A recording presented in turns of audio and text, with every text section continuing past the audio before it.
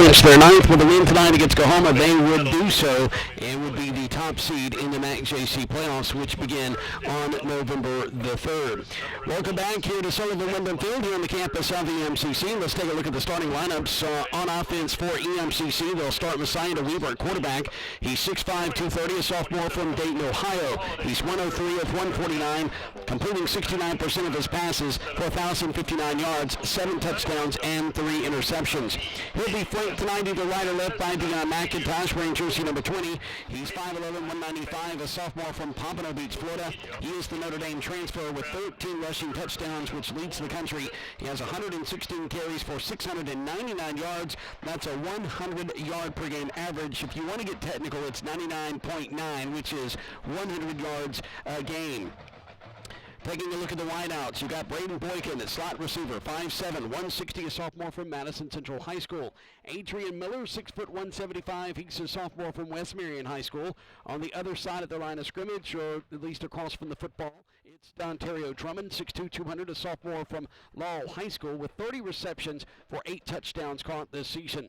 Caleb Reddix, 6'2", 210, a sophomore from St. Martin High School, has 34 receptions and 2 touchdowns on the year. The Hogs up front, we call him the offensive line. From left to right tackle, it's number 56 to Anthony Page, 6'4", 275, a sophomore from Laurel High School. At left guard, it's number 55, Matt Tolles, 6', 305, a sophomore from Lafayette County High School. At center, it's number 54, Connor Reinecke, 6'1", 305, a sophomore from Starkville High School. Out of West Lauderdale High School, it's your right guard, number 60, Tariq Adams, 5'10", 295. He is a sophomore. And your sophomore out of Starkville High School, at right tackle, number 51, Jacoby Jones, 6'3", 310. He is a sophomore. And that's a look at the starting lineups on the offensive side of the football. Now let's take a look at the starting lineups on the defensive side. At left end, it's number 47, Eric Kitchen, 6'2", 250, a sophomore from South Panola High School.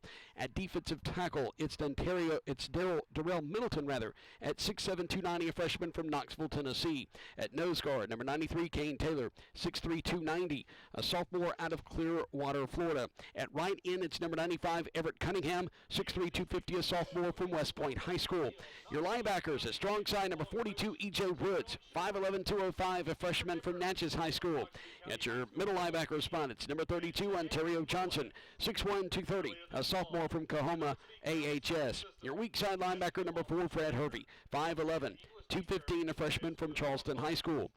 Now in the secondary, it's quarterback, number 6, Kilo Swinney, 6', 185-pound sophomore from Yazoo County High School. Your other quarterback's number 9, Jaquez Aikens, 5'10", 190, a sophomore out of Starkville High School. And your safeties, at free safety, it's number 27, Josh Miller, 5'11", 190, a sophomore from West Marion. And your strong safeties, number 17, Joseph Anderson, 6'3", 200, a sophomore from Puckett High School. And your specialists, your kickoff specialist and place kicker is number 35, Josh Smith. He's out of Tupelo High School, 5'9", 165. He is a freshman. He's 3 of 4 on the season with a long of 37, 44 of 46 on extra points. And your punter is number 36, Johnny Moss. He's 6', 150, a freshman from Germantown High School. He missed last week's game under a concussion protocol with 17 punts, 649 yards, at 38.2-yard average. Your punt returner is number 21, DJ Clayton, a 5'9", 175-pound sophomore from Kemper County High School. And your kickoff returners, DJ Clayton and Braden Boykin.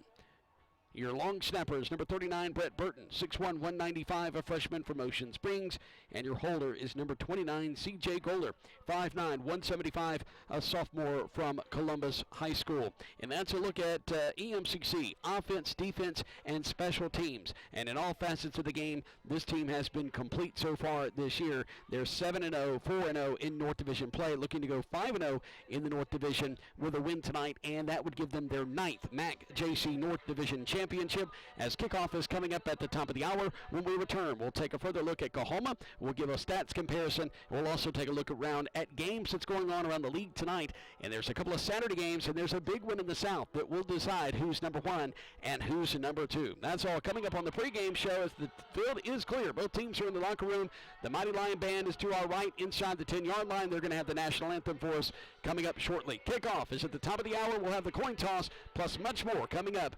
This is the EMCC Radio Network.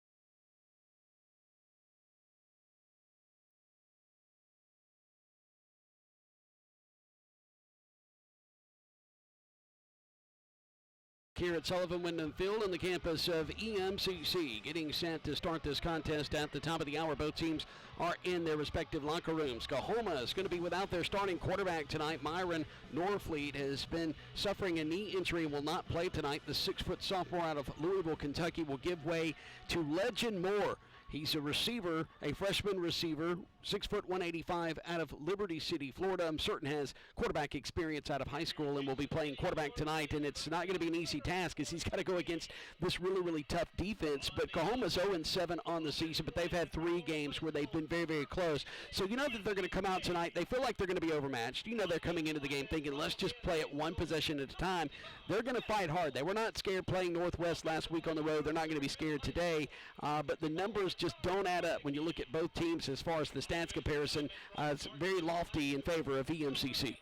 Yeah, stat comparison, if you take a look at those, Jason, it is very one-sided. But Coahoma on the season giving up 368 yards a game on defense. They've allowed 158 yards rushing. Passing, they're giving up 210 yards per game. And points allowed, 38 points a game. Now, if you're a Coahoma fan, your team is getting 300 yards on the ground, total offense 124 on the ground, 176 through the air, and only scoring 19.4 points per game. So some difficulty scoring for Coahoma. For the EMCC Lions, 462 yards per game. They are doing so with 185 on the ground, 277 through the air, averaging 47.6 points per game, giving up only 235 yards per game. 106 of that on the ground, 128 through the air, so the pass defense doing a great job for the Lions. And points allowed per game, only 13.9. They are 5th nationally in points allowed. So this is a stingy defense, Jason. The linebackers have been playing well. The line has been playing lights out over the last few weeks, and they've been able to get some turnovers. Let's take a look at games that's going on tonight in MAC-JC play. East Central is going to be on the road at Hines and Raymond tonight. Kickoff is coming up at the top of the hour at 7 o'clock. And Mississippi Gulf Coast, they're going to be playing on Saturday, actually. They're going to be playing at Pearl River. That game is slated for 2 p.m. Some other Saturday games, Copiah Lincoln Community College. The Wolfpack's going to be actually going to be going on the road, taking the short journey over to Jones County and Ellisville. This will be at 2 p.m. And you've got, I beg your pardon, that's actually wrong on the schedule, so I beg your pardon. No, it's not. No, it's not. That is not. That is correct. Jones is taking on Colin. Sorry, getting things a little confused here in the booth. Holmes is going to be at home. We can tell you they are playing Mississippi Delta at 3 p.m. on Saturday. It will be Holmes's homecoming. And Northeast will be taking on Northwest on the road tonight in Senatobia. That game is underway. We'll have a score update coming up for you in just a bit. Itawamba is hosting Southwest Community College tonight at 6:30 p.m. Now, let's go back to that Jones-Copiah Lincoln game. That game being played in Ellisville. This determines number 1 and number 2 tonight, so certainly a big game. This is going to be played in South Mississippi and could have playoff implications as far as where EMCC may possibly go if they could get out of the first round. Now, we'll discuss that and more and have the coin toss coming up in just a bit. We have a very special guest that's going to provide the coin toss tonight. It is a state senator, and his name is Roger Wicker. But right now, we're going to have the invocation. We'll come back and have the national anthem in just a bit, and the kickoff is coming up at the top of the hour. You're listening to the EMCC Radio Network. East Mississippi Community College is the perfect. Father, as we pause and come before you tonight and before your throne of grace, I want to thank you for being so good and gracious to us, granting us so much mercy through your Son, the Lord Jesus Christ. We thank you for this day, this beautiful day that you have made and have given to us, and we want to rejoice and be glad in it. We thank you that we can pray over this game tonight, pray for these young men and their coaches. We pray for the officials and everyone on and off the field that you would keep each safe. We just thank you. We can praise you, give you glory. There's so much I would like to ask you right now, but I'm going to settle on just asking you to accomplish your will tonight for your glory. In Jesus' name. Amen.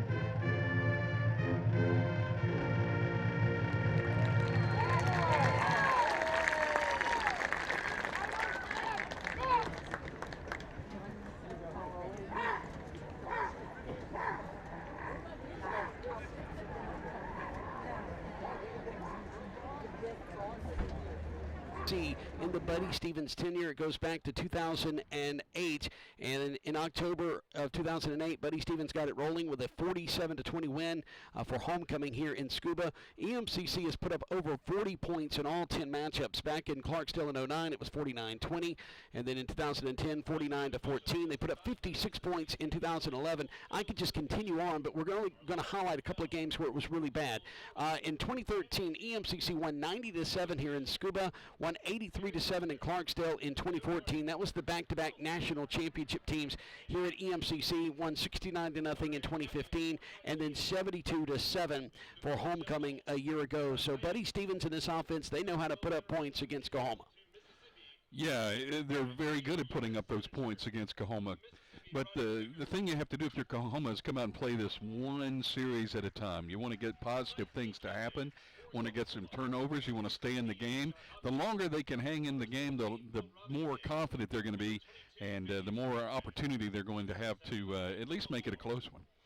All right, tell you what, we're going to have the coin toss coming up here momentarily. Senator Roger Wicker is down on the field. He is going to provide the coin toss for us tonight. Glenn Beard's going to have all that coverage. We're waiting for the captains for both teams to come out. As we do so, let's pause 2 minutes. We'll be back in just a moment with the coin toss, and then in just a bit, we'll take a look at the keys to the game and have the opening kickoff as Lions football rolls on here on the EMCC Football Network.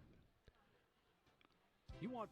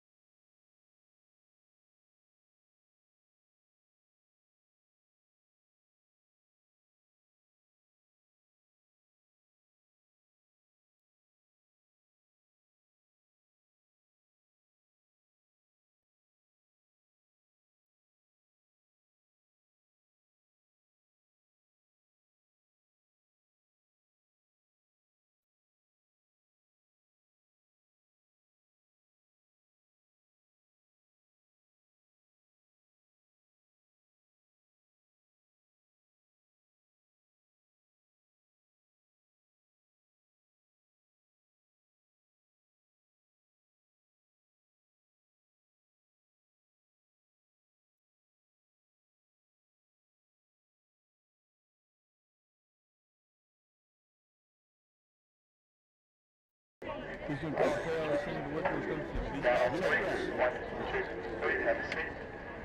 And it, you won the call. They want the football, and you'll have the option second half. Which way you want to kick it? Scoreboard. From the clock. All right, if you guys will line up over here, you guys will line up over here. All right, guys. East Mississippi has won the toss and is elected to receive, so Coahoma will get it in the second half, and they will do as you liked, Jason, the old KFC. All right, thank you very much, Glenn. As EMCC, as you heard him say, won the toss, they'll be receiving from our left. They'll be taking the football left to right, kicking from right to left. Will be Coahoma coming up here momentarily. All right, it's now time for the keys to the game. We'll go back to Glenn here in a second. But, Jonathan, first, your keys for EMCC to win this game. Well, Messiah DeWeaver has been doing an extremely good job throwing the short and intermediate routes. I think today he really needs to throw the deep ball well. I think we'll see that early and see it often for EMCC. All right, let's go to you, Glenn. How do you think EMCC is going to get it done? Well, Jason, they just have to protect the football and just be them. This is a night, you heard Jonathan talk about a trap game, but this I don't think is going to be a trap game. I think this is a game in which East Mississippi just needs to come out healthy and polish up some things. I think they'll be fine. Coahoma is really banged up coming into this ball game. As you said, their starting quarterback is out. Also, they've got a couple of other players that are out. Number 3, number 4, number 12. All three of those are transfers from Michigan State. They are in trouble with the law right now, so they're not dressed out tonight. So they're coming into the game a little bit undermanned, as you will, but statistically on paper they were undermanned anyway. That's true, and that's going to pose some problems for them in a lot of ways. Obviously, they have had some confidence in some of these North Division games as they played a couple of teams really, really well last week at Northwest against the 5th-ranked team in the country. But when you come in and you face a team like EMCC, Jonathan, that just has that daunting task of trying to slow them down that defensive front that just controls the line of scrimmage week in and week out, how in the world are you going to have a new starter in there, Legend Moore, come out there with any kind of confidence from the start? He's got to be a little bit shaky going in confidence-wise with this game. Yeah, and EMCC's reputation is overwhelming. So these guys coming out on the field tonight, they're expecting an explosive, high-octane offense. They're expecting a hard-hitting, hard-nosed defense. So it's going to be fun, and we're about to begin as the teams both have made their way out onto the field. EMCC entering the field now as we speak, going through the dry ice, which is in the northwest corner of Sullivan-Wyndham Field, which is to our left. They're going to be wearing my favorite uniform combo, the red jerseys, white pants with the red stripes down each side of the pants, and they're wearing the white helmets with the red stripe down the middle with the red EM logo on either side and red face mask. Coahoma looks sharp. They are now an Adidas school, just like EMCC, and Adidas knows how to put uniforms on these young men and make them look really good. They're wearing all white tonight, the white jerseys with the black numbers and the white pants, and they've got a maroon, kind of like a matte maroon helmet, and they've got the CCC with the tiger coming over the top of it, logo on one side and the numbers on the other side of the helmet. 15 minutes have been put on the scoreboard. DJ Clayton is going to stand back at his own 5-yard line across the way from us, and Braden Boykin will stand at the 5-yard line near side. And going and teeing up the football is going to be Christian Lamb, who will have to do punting duties tonight as well because the punter is injured and is out for this contest. So Lamb is going to tee it up at the 35-yard line to our right. He'll be kicking from right to left, which is from the clock. EMCC, number 1 in the country, 7-0, taking on 0-7, and a North Division title on the line for the Lions tonight. They would have another chance next week to capture that crown. Wearing the neon yellow kicker shoes is Christian Lamb. He's making sure his kick team is ready. Make sure the right side, now the left side, and he'll slowly walk and now go into a jog and kick it with his right foot. It's high end over end. Going to angle left, taken at the 12-yard line by Clayton. Now 15, running laterally near side. He's going to cut up the hash across the 20-25, and he's taken down there at the 25-yard line by Coahoma. And EMCC will start it just over the 25, near the 26. Nice cut there by Clayton, but he could not run Trey Perkins as he caught him from behind, right around the 26-yard line. He had a little bit of a crease there had he been able to get away from Perkins. Messiah DeWeaver will be in the shotgun here as we get set for the first snap of the ball game. 7 seconds went off the clock during the return. Ball's going to be placed on the near hash, moving from left to right. Twin receivers either side. The snap to DeWeaver, looks left, and it is a screen pass, and it's out of the backfield and getting across the 30, up the numbers across the 35, up to the 36-yard line, and taken off his feet by Will Robinson. McIntosh is going to catch it for EMCC out of the backfield, and he's going to take it some 8 yards, and it's going to bring up a 2nd and 2, and as the ball is snapped, penalty flags fly, and there's a flag flying, or laying rather, on the 30-yard line. Yeah, EMCC was not completely set of the offensive line. The thing we've seen the last couple of games as DeWeaver has gotten more comfortable, Jason, is the fact that they're going really, really fast on offense, and that time the offensive line just was not ready. So it will be 2nd and 7 after the 5-yard mark-off. Ball will be placed on the left hash at the 30-yard line, their own 30. And it's a slip screen over on the far side. It is caught by EMCC out across the 35 up the near hash. And getting up to the first down marker, Justin Amage is going to knock off Reddick's, or Drummond, I beg your pardon. Drummond is going to make the reception. Drummond over on the left side. He'll gain 7 yards, and it's a first down for EMCC at about the 37-yard line. Ball placed left hash. Here's the snap penalty. Flag on the snap once again. And it's another false start on EMCC. And the Lions trying to go fast, trying to get in rhythm, but so far with 2 penalties here for 10 yards here in this game. Yeah, the offensive line is just not getting set. A couple of moments ago, we also had a receiver moving too. So it's just early game jitters, early game lack of focus. This team really needs to get their head on straight and get some points here. So after the mark-off, it'll be at the 32, their own 32, moving left to right. Trips near side. They hand it off to McIntosh, trying to get the edge near side. Gets across 35, goes up the sideline at the 40, and he's pushed out of bounds around the 41. So he'll be well shy of the first down, but it's going to bring up a second down now. And about 6. And making the tackle is D'Angelo Scales. That's about a 10-yard pickup for McIntosh, Jason. He just makes things happen in such little open space. 13:55, clock rolling here in the first quarter, just underway, opening drive for either team.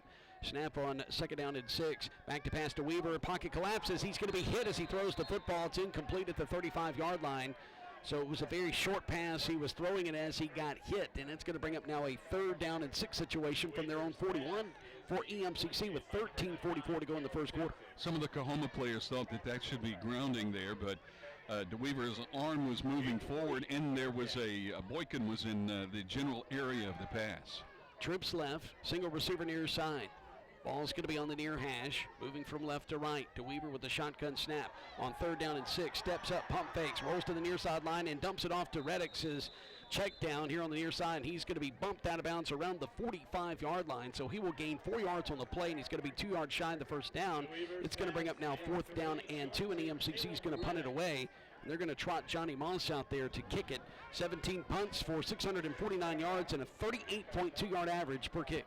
Jason, it's 4th and 2, 45-yard line. Don't be surprised, might be a little trickeration right here. Moss will stand with his heels on his own 30. Return man is going to stand around the 20 for Coahoma.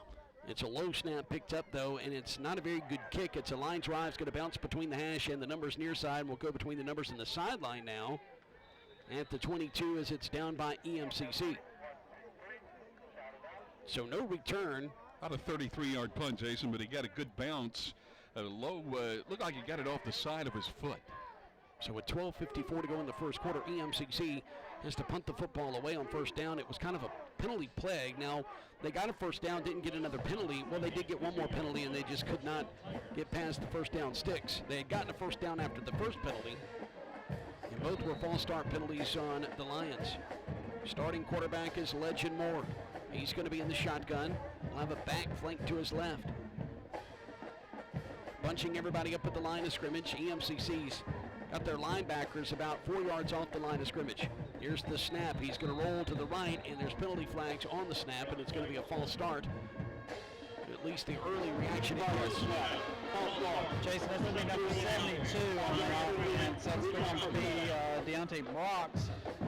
He was pulling just a little bit early right there, trying to get ahead of the play.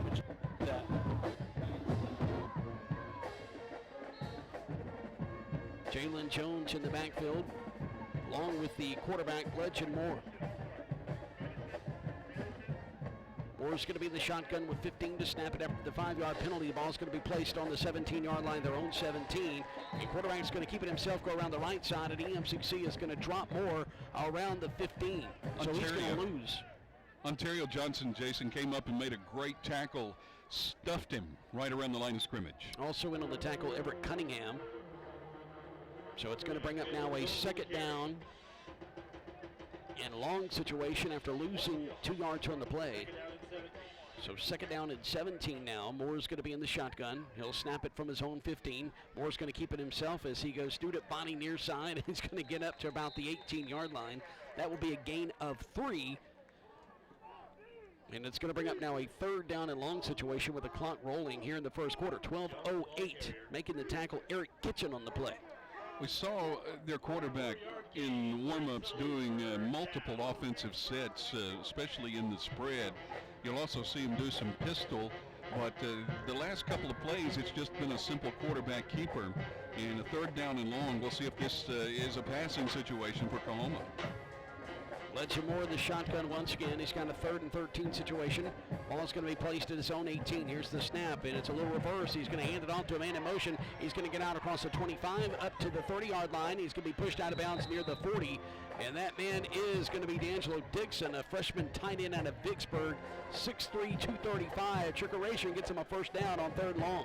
Joseph Anderson escorted him out of bounds at the end of the play, but that was a great play call by Coahoma.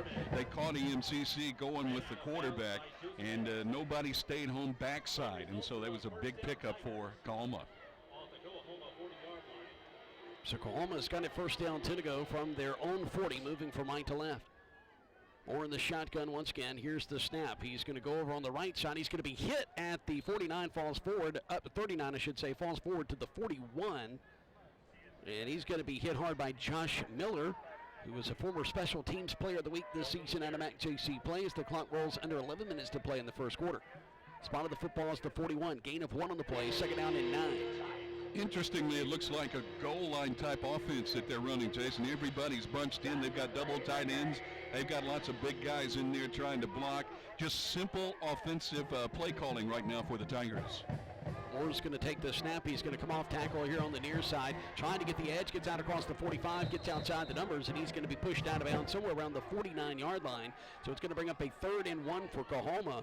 Moore with a nice run there of 8, or Jalen Jones, I beg your pardon. Jalen Jones is going to get it to the 49-yard line. The right defensive end did not do a good job of turning that play back up. He was able to get around him into the outside, and then it was a speed game. He was able to pick up 9 yards, so 3rd and short for the Tigers. Jalen Jones, correction, is the quarterback who's been taking the snaps. Jones will snap it from the 49. He's going to go to his right, tries to go up the middle, and he's going to be hit, and he tries to escape that trouble, and he goes backwards, and he's finally going to be tackled around the 46-yard line. So it's going to bring up now a 4th down and 4 situation. So a 3rd and 1 goes to a 4th and 4 after a loss of 3 on the play. And there was a whole host of Lions that tackled him. Jaquez Akins coming up from his secondary position to make the tackle, and they're going to have to punt it away. So they told us they were going to go with Legend Moore. They bring Jalen Jones, but they had everybody bunched around, had a couple of backs back there. And it looked as if it was Montgomery out there. Now we can't spot him. It was Jalen Jones who was taking those snaps. So that's going to bring out now Chaston Lamb. I called him Christian Lamb. I beg your pardon. It's Chaston Lamb, averaging 34.5 yards per kick. Is going to kick it away to DJ Clayton, who will have his heels, or excuse me, his toes on the 20-yard line.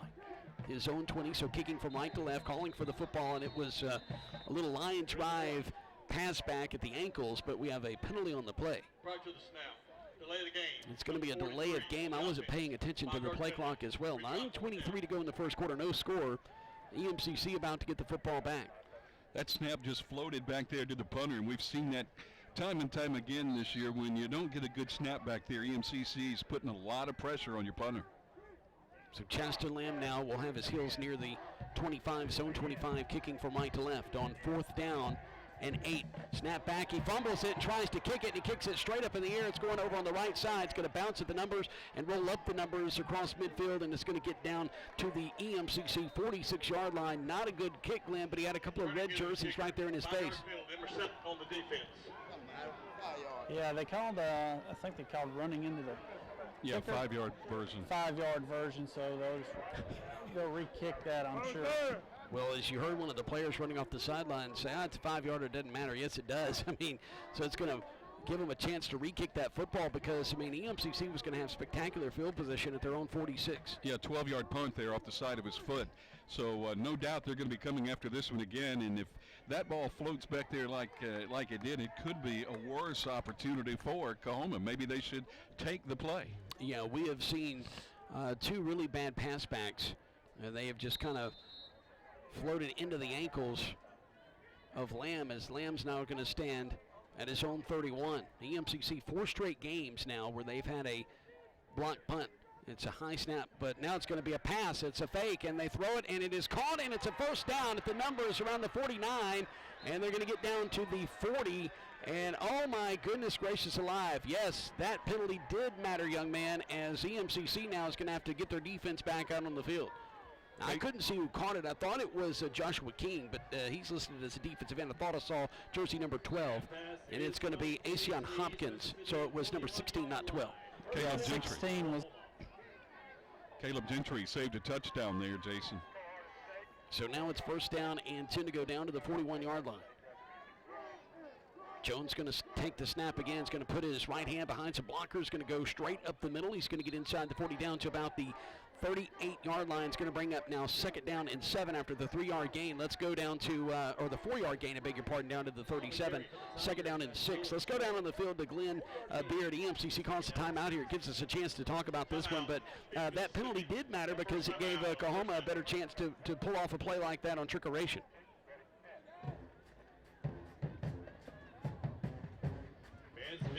So, you're exactly right, Jason. It did. That's one of those things. Midfield like that, you always got to be ready for the fake because it's one of those where you, especially when your punter is not your normal punter guy. So, and following a 12-yard punt, heck, you know as well as I do, if you're going to punt it 12 yards, you might as well be going for it anyway. Yeah, and it paid off. So it's now a 2nd down and 6 after the gain of 4 on first down for Coahoma. They're down to the 37 of EMCC with 8:23 to go here in the first quarter. There is no score in this game. EMCC came out and had to punt the football away on its opening possession after gaining just a first down, just one first down, and now Coahoma has a couple of first downs registered here on this drive. Their opening drive of the game ball is going to be placed exactly in the middle of the field, moving from right to left, down to the EMCC 37. All right, so we've got Moore in there now taking the snap. Legend Moore, the receiver turned quarterback for this game, now is going to hand it off to Jones, who's going to go straight up the middle, get down to the 46. He'll get a gain of 1, so that's going to bring up now 3rd and 5. E.J. Woods and Eric Kitchen comes in to make the tackle. Ontario Johnson also there at the very end to finish him off. A very simple offensive game plan so far for the Tigers. They've just ran the simple keepers. They've also ran just the simple little handoff up the middle. They're keeping everybody bunched together on offense. They're not spreading the defense out at all. Doing a good job with clock management, too, here on this opening drive. Down to 10 to snap it. Clock is rolling under 8 minutes at 7:44 exactly to play in the first quarter. Jones with the snap. He goes around the right side, and he's going to go behind the right guard, get inside the 45 down to the 44-yard line as he ran between the far hash and the numbers. And that's going to bring up now a 4th down and 4 situation after he gained a yard on the play. No question they're going to go for it here, and we'll see what kind of play call we get. The only pass we've had came from the punter. Yeah, Chast, who is your normal kicker, he's having to punt because Myron Norfleet is out with the knee injury. Norfleet, your punter and quarterback. Here's the snap to Jones, who's going to come around left guard this time. He's going to be well shy as he gained a yard down to the 32, but a penalty flag will be at the numbers here on the near side around the 33. Let's go down on the field to Glenn Beard. Yeah, Jason, we've got a flag, but I'm not sure what it is at this moment. The offense is getting ready to go on the field, so if it was against Coahoma, it would have been a dead ball foul as far as a false start or something like that. All right, that is accurate. Now let's see what Bo Bill is going to announce to the crowd here momentarily. With 7:02, clock is stopped here in the first quarter. 7:02 on the clock. You're still talking about things. Here's the announcement from Bo. Well, we thought we were about to have the announcement. 72 on the offense, line in the neutral zone. That ball will be declined. All right, so lining up in the neutral zone was Deontay Bronx, sophomore offensive lineman, 6'3", 320 out of Jackson, Mississippi, is going to cause them to turn the ball. Well, they turned the ball over on downs because they didn't get the first down a moment ago. So the penalties declined. The ball should be spotted around the 33-yard line. But they do spot it around the 33. They have not done it yet. Our statistician was waiting for them to spot the football down. They finally have it. EMCC will have it at their own 33, moving from left to right. 7:02 on the clock here in the first quarter. 23 to snap it. DeWeaver's going to be in the shotgun. He'll have McIntosh flanked to his left. Here's the snap. Going to leave it on the ground with McIntosh. Goes up the middle, and he's going to be spun down around the 38-yard line, maybe closer to the 39. So he'll get a nice gain on the first down. He's taken off his feet by Trey Truly. So it's going to bring up now a 2nd down and 4, gain of 6 on the play.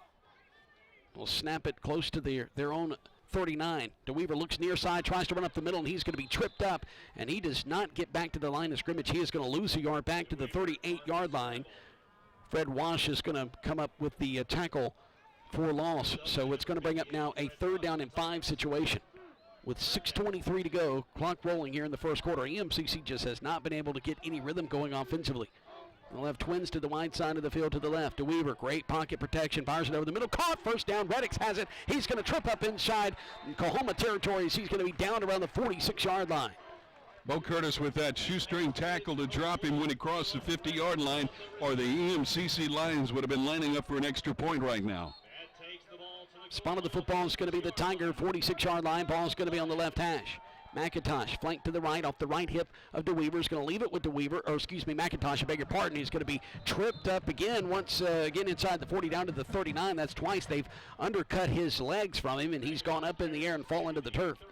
Yeah, the tackler's going in low, trying to get him at his weakest point around his ankles, because his hips, thighs, and legs very, very strong.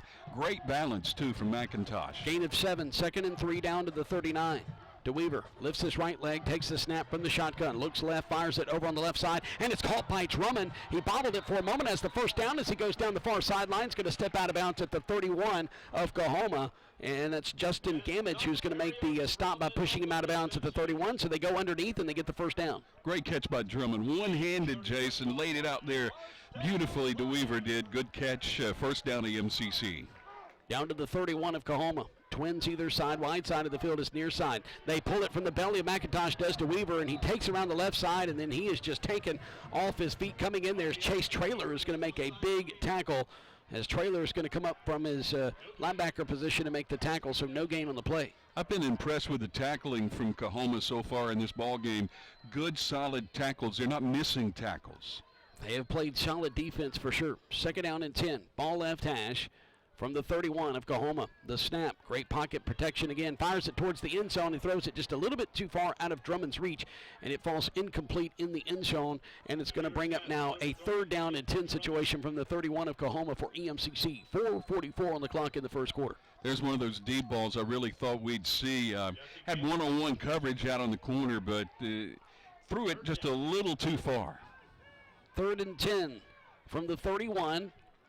DeWeaver will take the shotgun snap, looks left, slip screen to Drummond, and it goes off his fingertips. It's incomplete, and it's 4th down and 10 from the 31 of the Tigers. Drummond was trying to run before he caught the ball that time. The thing we've noticed here is on the wideouts on the left and the far side, or the left and the right side, flag on the play. Yeah, we got a roughing the passer right there, guys, as the number, but DeWeaver, he got rid of the football, and then he took a shot, and you can't hit the quarterback very much anymore. So DeWeaver is going to be hit hard, and a roughing the passer penalty is going to really cripple this defense. It's been playing really, really well. They've given up a couple of big pass plays, but generally have kept everything in front of them. So it's 1st down, 10 to go from the 16 of Coahoma. McIntosh inside handoff, has a big lane. He's going to be knocked off his feet at the 10-yard line. So gain of 6 on the play, and that's going to bring up now a 2nd down and 4 situation. EMCC's doing a good job of spacing right now and creating those little lanes for McIntosh to run through. Those cornerbacks are playing way off the wide receivers on either side. Trey Truly with the tackle. The snap to DeWeaver is going to leave it on the ground with McIntosh. Goes straight up the gut. It's going to get down to the 5-yard line. Well, he's going to be down in between the 6 and 5. Should be enough for a first down. It is. So it will be a first down and goal situation for EMCC. Moving towards the south end zone with 4:14 and counting to go here in the first quarter. There is no score. Ball's going to be placed middle of the field. The snap from the 6. They leave it with McIntosh. He's just banging his pads down inside the 5, gets down to the 3-yard line. They will stop his forward progress there. So 2nd down and goal to go from the Coahoma 3 for EMCC. Line still trying to establish the line of scrimmage. There's some hard hitting going on between the offense and the defensive lines. Yeah, as I mentioned, those pads were popping for both EMCC and Coahoma down there. McIntosh off the right hip of DeWeaver. Twins near side, wide side of the field. Looking left, fires it towards the left side. It is caught, but is he in bounds? Yes! Touchdown EMCC, Caleb Reddix. They ran the little crossing pattern, which is called a rub, where they rub the defender off. He cut up underneath. DeWeaver made a great pass for the completion and touchdown. Caleb Reddix with his 3rd touchdown of the season. Through the air, he had 2 in the opening game. That's his first since the opening game of the season when EMCC defeated Hines 50-0 here at Sullivan Wyndham Field. The pass is from 3 yards out. DeWeaver to Reddix. Awaiting the snap back from Burton. Doler is going to call for the football and does. He places it down. The kick by Smith is end over end through the uprights. Good, and it's 7-0 EMCC with 3:29 to go in the first quarter of play. We'll be back in 30 seconds. You're listening to the EMCC Radio Network.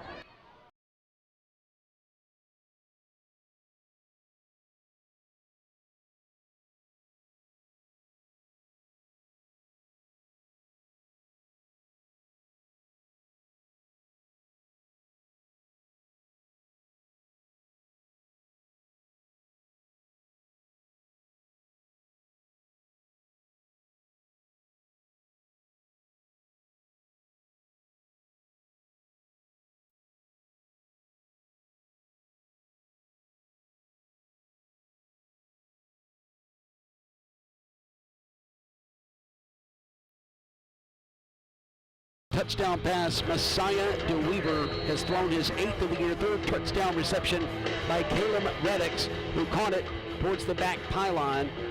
As DeWeaver looked left, threw left, and completed the touchdown pass. High end over end, is going to be taken at around the 14-yard line by Coahoma. Kicked from left to right and moving from right to left now across the 21-yard line is the return man, and that is going to be Fabian Franklin, who is the starting running back, who's going to bring it up to about the 23-yard line as they're going to put the football down there. Their own 23 for Coahoma, moving from left to right. EMCC leads at 7-0. The West Point freshman Jason Brownlee did a nice job shedding his block and able to grab the return man and drop him at the 20-yard line. Good job on coverage for EMCC. So coming back out to snap this football away here momentarily, or to receive the snap, will be Legend Moore. Take a look around MACJC play tonight. Keep our eye on that game down in Jones. Here's the snap, inside handoff going straight up the middle and tripped up as he gets across the 25 up to the 32-yard line. And that is going to be Jones. Jalen Jones has had the football in his hands a lot so far here on their 3rd possession, or their 2nd really technically. 5'10", 190 out of Bay Springs, Mississippi. So it's going to bring up a 2nd and 1 after the gain of 9 on first down by Jones. Legend Moore will be in the shotgun. Jones is going to be flanked off his left shoulder. Twin receivers here on the near side, ball on the near hash.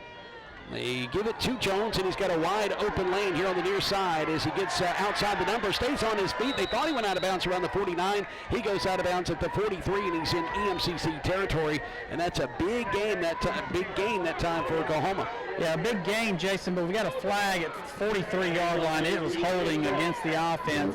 That's why he got the big gain. He was able to get to the outside because that tight end just hooked up onto our defender, which which allowed him to get to the outside. Noah Ford, the guilty party. That negates a 25-yard run by Jalen Jones, which also negated a first down. So it's, it's still going to be a first down. And they're trying to sort everything out once they place the football down.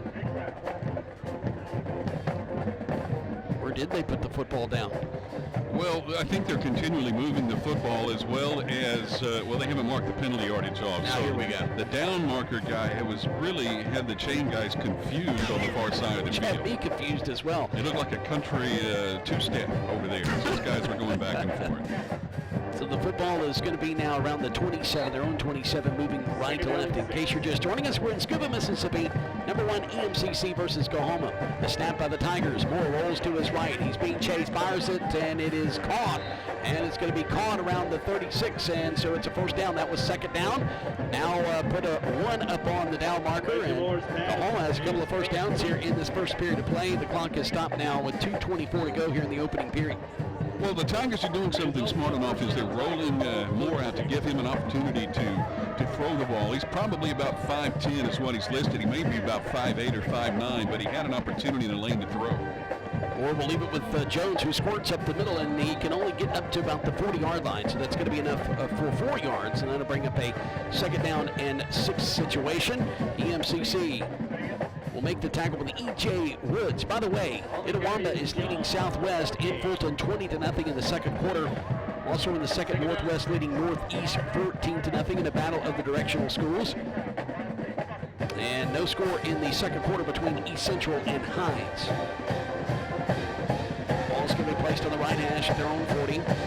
Moore takes a snap from his belly, fakes to get the Jones, goes around right tackle, tries to cut upfield as he cuts left, and he's going to get up to about the 42-yard line, so he's going to gain 2 on the play, and that'll bring up now a third down. Fred Hervey is going to make the tackle. He's been a tackle machine for EMCC, leading all tacklers coming into this contest, and it wasn't even close. Got a great spot there. Looked like he got 1.5 yards or so further than I thought he did before EMCC grabbed him and started pushing him back. But Coahoma, they're spreading out EMCC now, and there's some more running lanes, and that's why the running game has been so successful. Third down and 4, the Twins to the near side, right side of the field. Snap from the 42, and it's a screen pass. It's called by Jones, but he's going to be caught by EMCC. He's dropped inside the 40-yard line at about the 37, so they're going to have to punt this one away from their own 37-yard line. It will be 4th down and long, about 4th and 8. So losing 4 yards on the play was Jalen Jones catching that screen pass on the right side. DJ Clayton will be out to receive this punt as he will stand inside the 35-yard line around the 34. 38 seconds, all that's on the clock here in the first quarter. The defense did a great job picking up that screen. You know, when that offense lets you come through like that and don't lay a hand on you, there's a screen in the works. So they did a great job turning and finding the receiver of the screen. They dropped him. 4th down and 9 in a punting situation. So that's going to bring out, once again, Cheston Lamb. He'll stand on the far hash at his own 21. DJ Clayton's up at his own 34.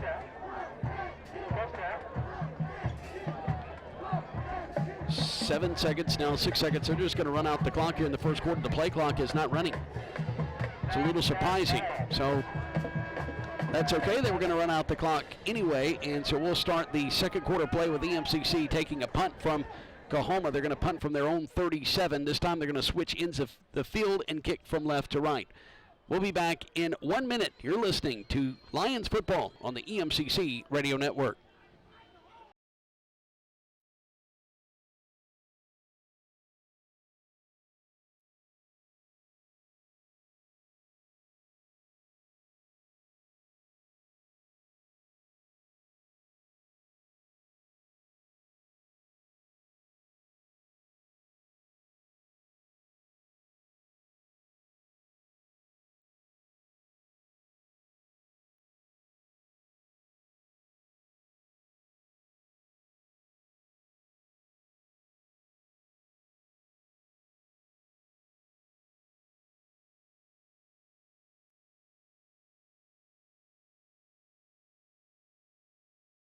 In my front and back. Rice Krispie chopper, I'm a snap, cracking. Like be the topic, how you got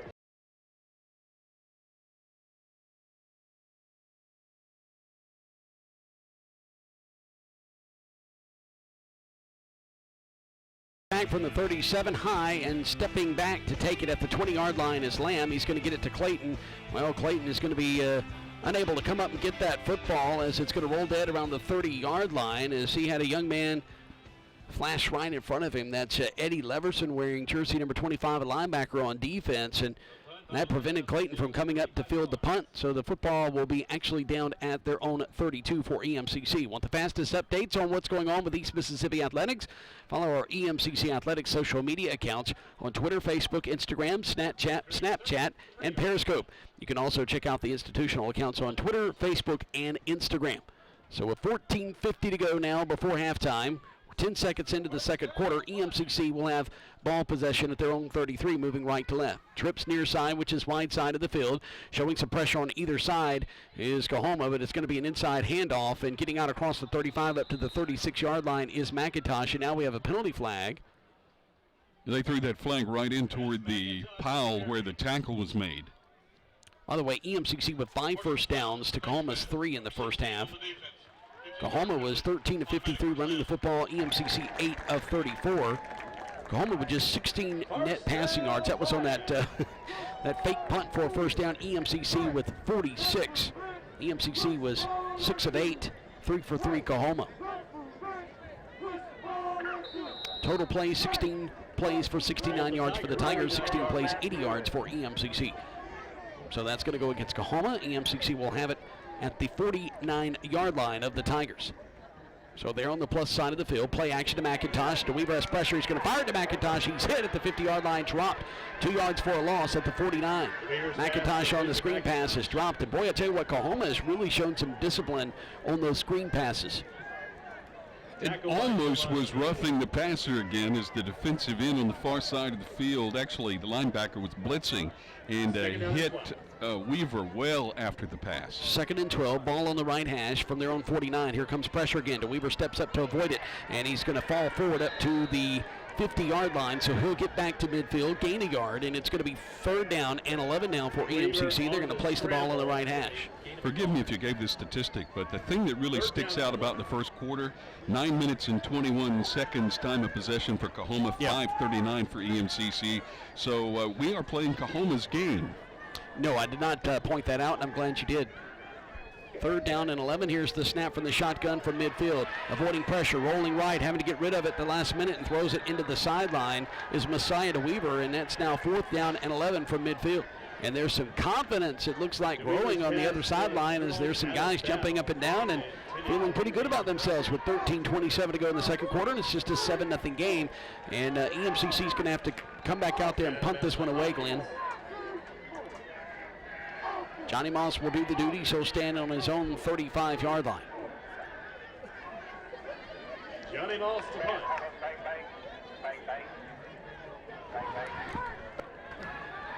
Justin Gamage is back deep to receive. Here's the snap. Here's the kick from midfield. And it's an end-over-end kick. It's going to bounce between the numbers and the near hash and roll outside the numbers and will go to the 15-yard line.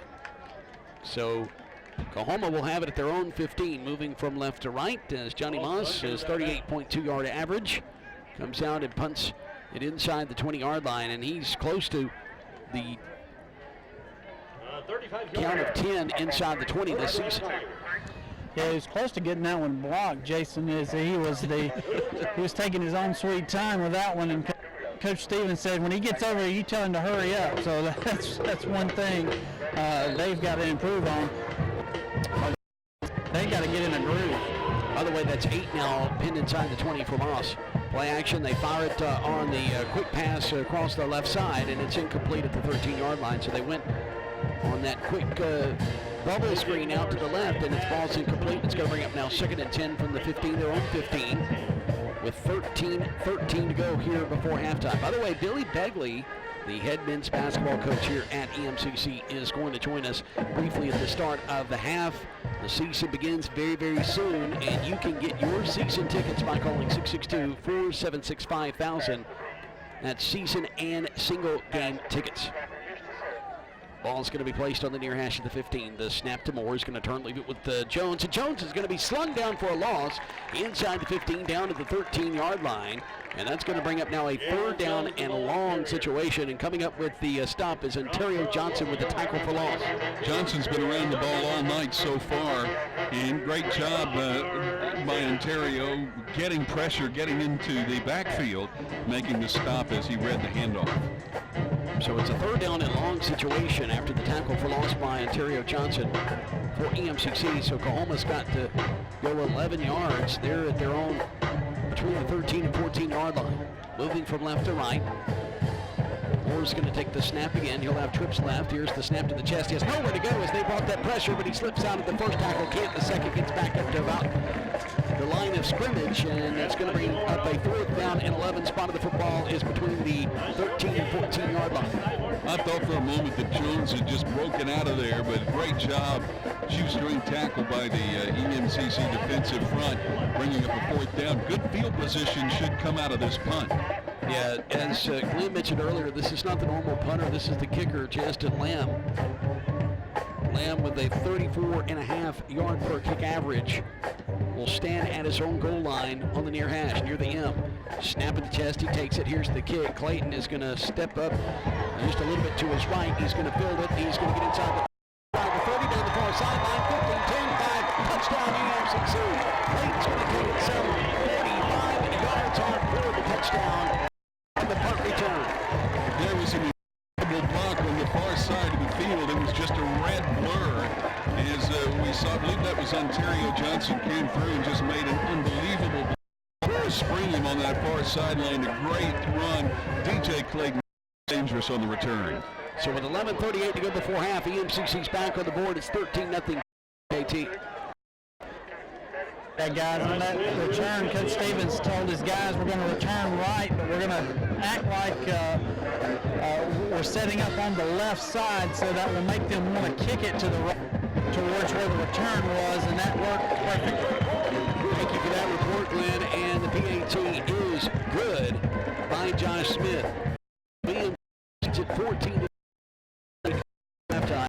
Return in 30 seconds. You're listening to the EMCC Radio Network.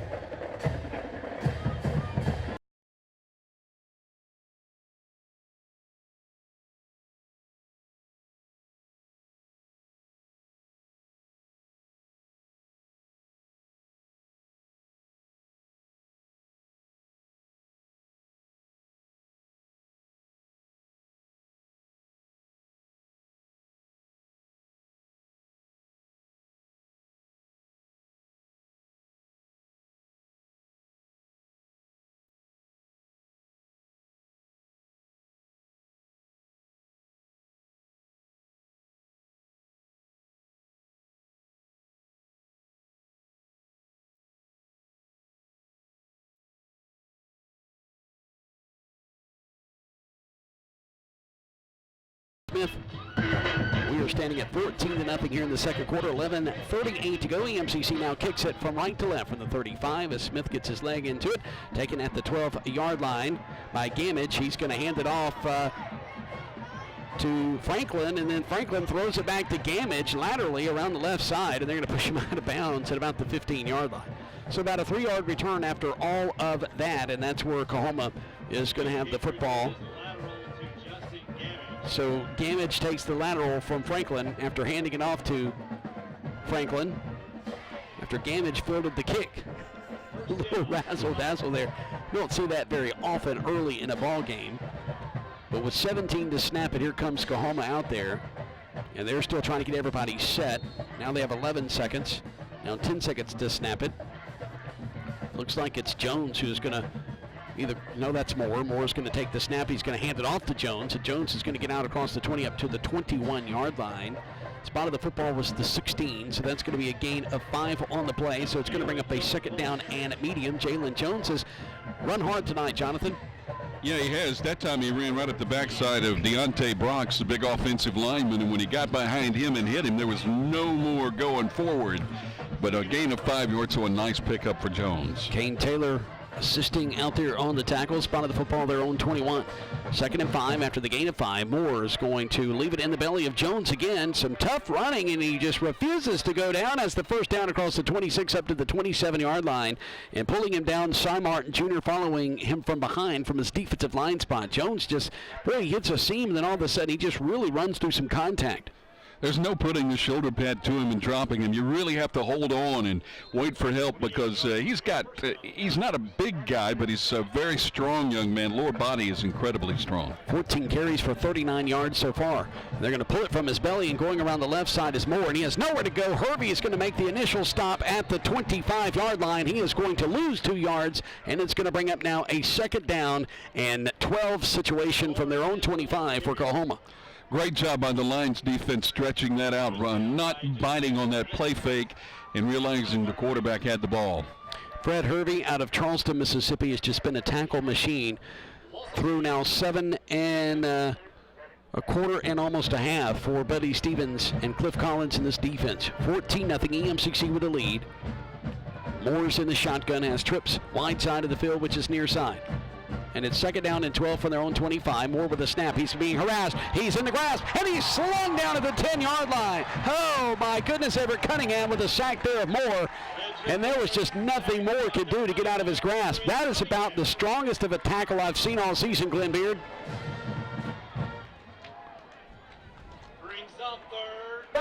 You're exactly right, Jason. I'm sorry, I was right there with Coach Buddy Stevens.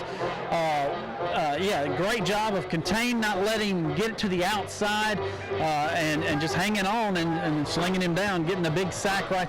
It's going to set up 3rd and forever, which is also going to be one of those things where you got an opportunity to get a good field position off of the punt. 3rd and 28 to be exact. Now we have a penalty flag, and that's going to be a delay of game. So back about 5 more yards. Delay game. Number 7 on the offense. And that's going to be on Jalen Jones, who was back to take that snap. Everett Cunningham just a moment ago was dancing. He's feeling it over on that left side of that defensive line spot. And let me tell you, Everett Cunningham probably has the strongest hands, I think, of anybody I've seen so far this year. Yeah, very quick, too, getting off the ball, easily getting by the offensive line, putting pressure on the quarterback. And he had a receiver that had spun free. It would have obviously been a short pass, but a good job by the defensive front to put him down way back in the opposite red zone, I guess you could say. But EMCC hoping to get a stop here, which will give them great field position. Coahoma with 23 plays for 64 yards. EMCC with 20 for 83.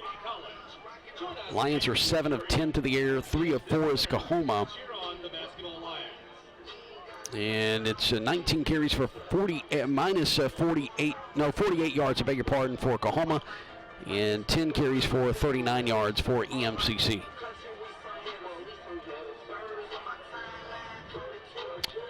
So the timeout's going to be charged to the Tigers.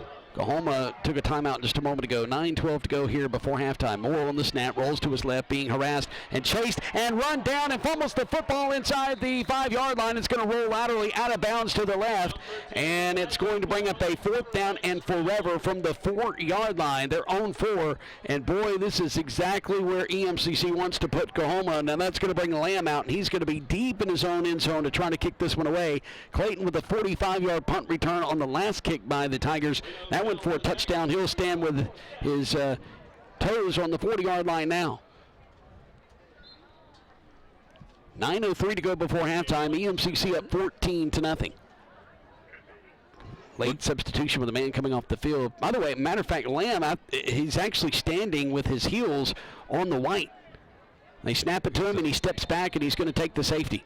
So they're going to risk, they're going to get the 2 points and then get a free kick to EMCC rather than Clayton just taking it in and making it 21-0. With all the pressure that EMCC's been putting on the punter, that's not a bad decision, I don't think, to take those 2 points. 16-0, 8:46 to go in the second quarter. And a game that has been played, the time of possession, the EMCC defense has been out on the field a long time. Coahoma's offense has controlled the clock, but we'll see if they can get something going here on offense.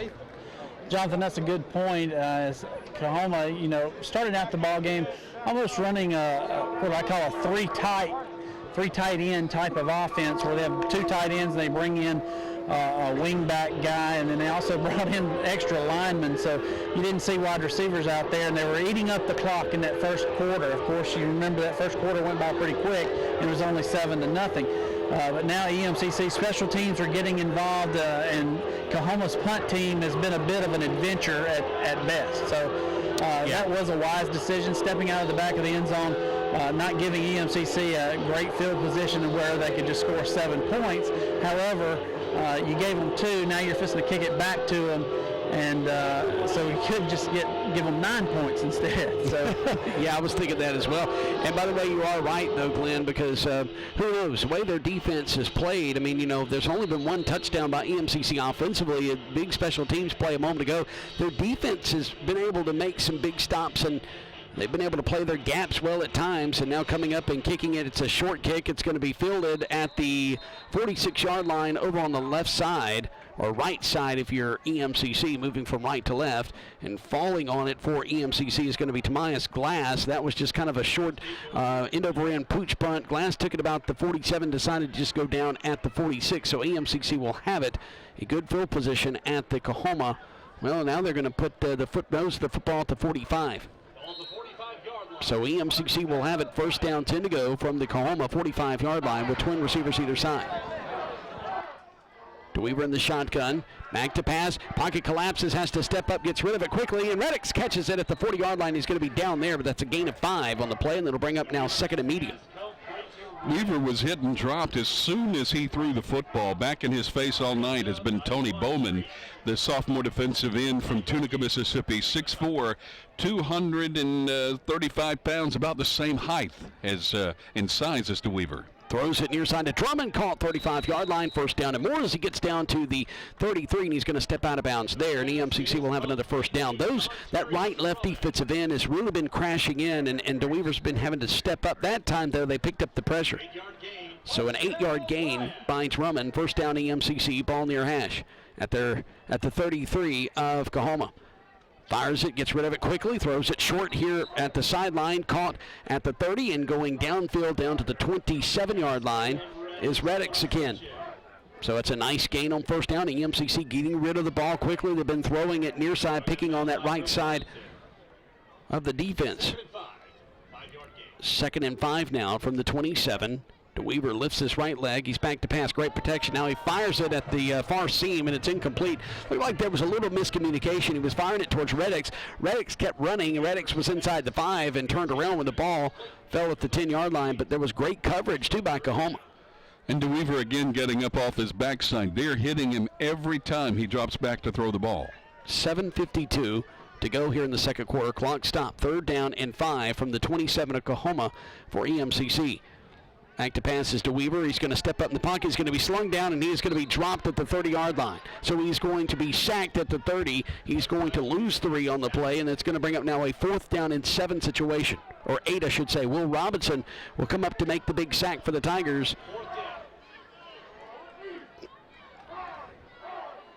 And right now, EMCC looks as if they're going to try a field goal, which would be about a 47-yarder.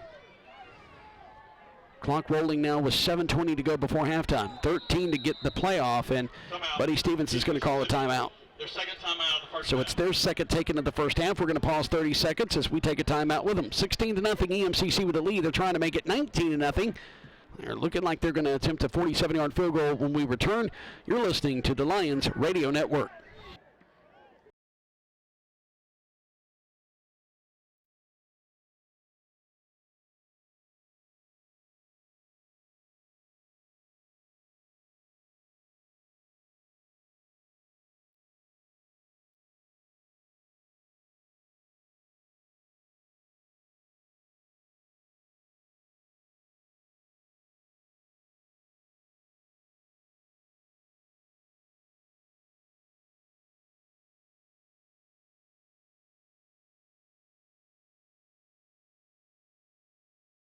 The lead, and they're going to attempt a 47-yard field goal. And coming out of a timeout, now we have someone coming on late, and that's DeAnthony Page, and he's going to get settled on the left side of this line of scrimmage for EMCC. Josh Smith is out to attempt this 47-yarder. Snap is back. Hold is good. The kick is up. It's going to be good. It is just good over the crossbar. Jonathan, I thought that was going to be short, but it just barely went over that crossbar for 3 points. And EMCC leads it 19-0 with 7:12 to go before halftime. That's the way you make a statement as a kicker. You just step out there and boot the 47-yarder right through the uprights. Great job, EMCC. They got 3 points out of, actually 5 points out of that last possession when you count the safety and the field goal. And that is going to be the fourth of 5 field goal attempts made now for Josh Smith this season. The Tupelo product has extended EMCC's lead to 19. It's 19-0, 7:12 to go before halftime. Visit the East Mississippi Community College bookstore to get your official EMCC gear. The bookstore is open Monday through Friday on either campus of EMCC, and now shop online for all those listening and watching online. And you can't be here in Scuba. You can shop anytime at emccbookstore.com. The bookstore also will remain open until kickoff on game days. That's for future reference for the playoffs. And you can also visit their windows at the concession stand during the game. Wear your Lion gear with pride, powered by Adidas. 7:12 to go here in the second quarter. Smith, who just booted that 47-yard field goal, which is a season long, is going to get his foot into it and taking it on the run inside the 15-yard line, out across 30, 35, 40. Has the kicker to beat. Can he? He gets past him as Ramage is going to be slung down now inside the 40-yard line. Great kick return as he takes it down to the 39. Josh Smith grabbed him by his short sleeve as he came by. He was just holding on for dear life, and the Lions finally were able to get over and put him down with great field position here for Coahoma, trailing 19-0 with 7:02 to go in the second quarter. My apologies to Justin Gamage, calling him Ramage, but Gamage gets it inside the 40 down to the 39, took it on the run somewhere inside the 15. I guess we officially could say the 13-yard line. So nice return as Coleman's ready to snap it. Trips wide side of the field to the left. Play action. They throw it left on a tall screen and hit as soon as he catches it at the 38-yard line. And I couldn't see who made that reception because as soon as he turned and caught the football, he was laying flat on his back, and that is going to be H-Von Kennedy, freshman from Meridian, Mississippi. Yeah, that was number 80, Jason Kennedy. He's 6'4", 210 out of Meridian, Mississippi. So he's kind of coming back to his home territory. He's got plenty of family on our sideline here, but he just took a lick. And he's about 41 miles away from his hometown. Clock rolling with 6:24 to go here in the second quarter. 19-0 EMCC. Here's the snap as Jones is going to spin free inside the 35 and get down to the 34. So he didn't get free too much before EMCC corralled him there. And we'll stop him at the 34. So it's going to bring up now a third and medium. Jaquez Akins gets another tackle here in this game. Third down and 5. So gain of 5 on the play. Jones reminds me a lot of McIntosh. He just doesn't go down easy. He makes something out of nothing. Time where he should have been hit at the line of scrimmage and dropped, he picks up 5 yards. Jones in the shotgun. Here's the snap, and it actually went over to Franklin, who was standing to the left of Jones, and he's going to take it inside the 30 down to the 29. He's going to be close to a first down. We'll see where they spot it, and it is going to be enough for a first down. They're going to spot it down at the 29, so fresh set of downs for Coahoma with 5:39 to go before half. That would be huge for them because they get the football to start the second half if they could take it down the field here and just get some points. It's first down, 10 to go from the 29 of EMCC. Ball's going to be placed on the near hash. They're bunching up everybody around the line of scrimmage. Here's the snap. Jones goes straight up the middle. Jones is going to be stopped as he gets about 3 yards. So 3 yards and a cloud of dust. Down to the 27. Actually, it's a gain of 2, a bigger pardon. Down to the 27-yard line. A couple of defensive substitutions now for the Lions. Cliff Collins going to get some fresh legs in there. 5:07, 5:06. Counting clock here in the second quarter. 19-0 EMCC. But Coahoma is threatening. They had a long kickoff return from inside the 15 down to the EMCC 39. Now they have it at the EMCC 27-yard line. The snap by Jones keeps it himself, goes around the left side. He's going to have the first down inside the 20, and he's going to be hit and undercut around the 15. And it depends on where they say he went out. Yes, he did go out at the 15-yard line, so it's another first down. First down, 10 to go from the 15, and Josh Miller comes up to make the stop from his secondary position. Really nice block by Fabian Franklin on that far side of the field to spring the quarterback on Paulino Bell. He was able to chuck him a little bit and knock Bell backwards, and then Jones was able to get around the corner. Absolutely. Relatively easy, and a great opportunity here at the 15. Great observation on that play. Great chip block that time by Franklin. The snap to Jones. He goes straight up the middle, and he is going to be stopped around the 12-yard line. He's going to gain 3 on the play. So down to the 12. It's going to bring up now 2nd down and 7. Clock is under 5 minutes to play here in the first half. 4:15 and counting, making the tackle. Josh Miller once again for EMCC.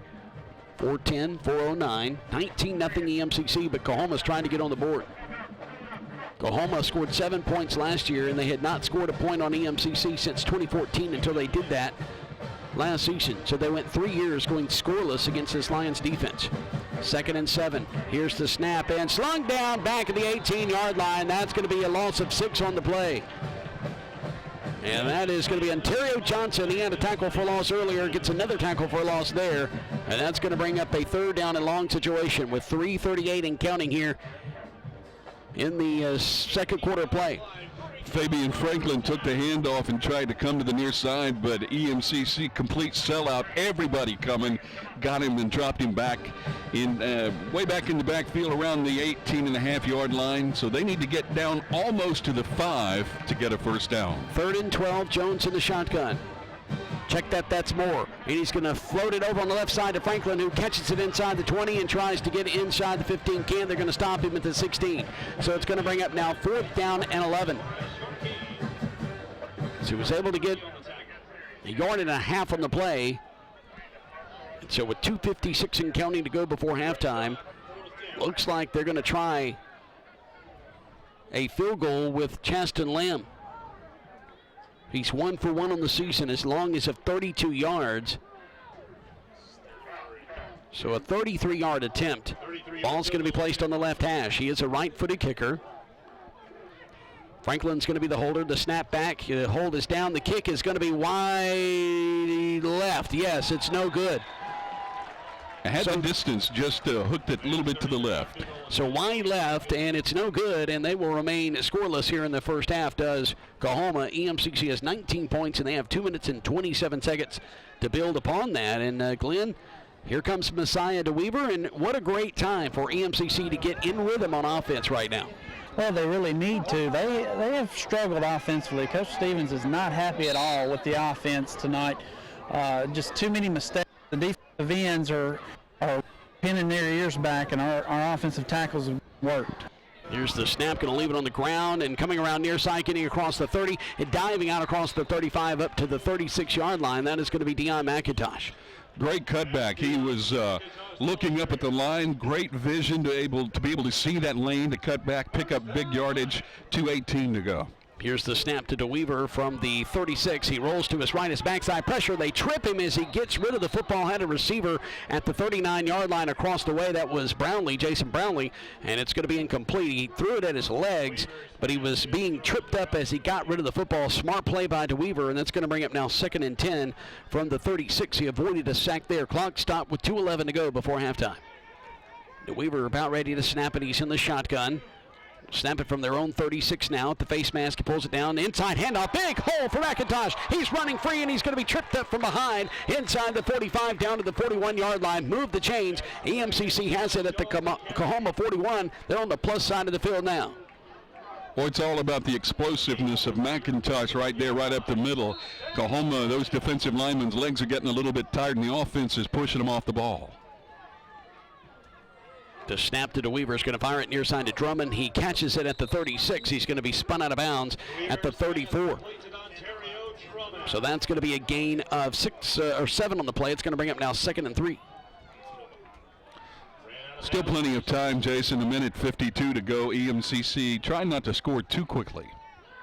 There was some movement on the left side of the EMCC line and no flag, so we'll take it. And going straight up the gut is going to be McIntosh. He's going to find his way inside the 30 down to the 29. That'll be enough to move the chains. First down EMCC. Down to the Coahoma 29. Ball's going to be placed on the near hash. DeWeaver trying to get his offense set. Twin receivers either side. Wide side of the field is to the right. McIntosh off the right hip of DeWeaver. 23 to snap it, 1:38 to go before halftime. DeWeaver fires it towards the end zone, looking for Drummond. It's off his fingertips. He would have made an excellent over-the-shoulder catch inside the 3-yard line, but it's going to go incomplete and out of bounds. And so it's going to bring up now a 2nd down and 10 from the 29-yard line. Really nice touch pass from DeWeaver. There were 2 defenders there, and he threw it to where only his guy could catch the ball over on the outside shoulder on the white stripe going out of bounds. Drummond was just not able to hold on to it. Here's the snap from the 29, and stepping up and rolling to his right is DeWeaver's going to keep it himself inside the 20, inside the 15, goes between the hashes of the 10, spins at the 5, he's into the goal line, touchdown, EMCC. Messiah DeWeaver with his best run of the season. He takes it 29 yards out, and oh my goodness, showing some wheels and some poise there on that drive, Jonathan. Yeah, great job by DeWeaver, just seeing a little bit of a space. Got some pressure on the backside, felt it, stepped up, saw the lane open up and just took it. And great job keeping his balance right around the 10-yard line as he was hit there. It spun free and scored. Coahoma has a young man down on the play, and that's their defensive end, Tony Bowman, that's been putting all kinds of pressure on DeWeaver. So this could be a big injury for the Coahoma Tigers. And EMCC, it looks like they're going to line up and go for 2. So they are still attending to Bowman. Now they're going to lift him up. Well, they got the kicker out there. Okay, now I see. So they're going to kick. Yeah, the kicker's out there, Jason. You just can't see. He's 5'9". There he is. I see him now. I was like, yeah, I think I see him. And once he was kind of right there in the middle of that pile. So they are going to go for 1. They were all huddled up around the 10-yard line. I just thought I saw DeWeaver out there somewhere. So with 1:21 to go before halftime, we're awaiting the PAT attempt. The snap back by Burton, great hold by Goler, and the kick is true. And it's Josh Smith who's going to put it through the uprights, and it's 26-0 EMCC with 1:20 to go before halftime. We'll be back in 30 seconds. You're listening to the EMCC Radio Network. Pilgrim's Food Line.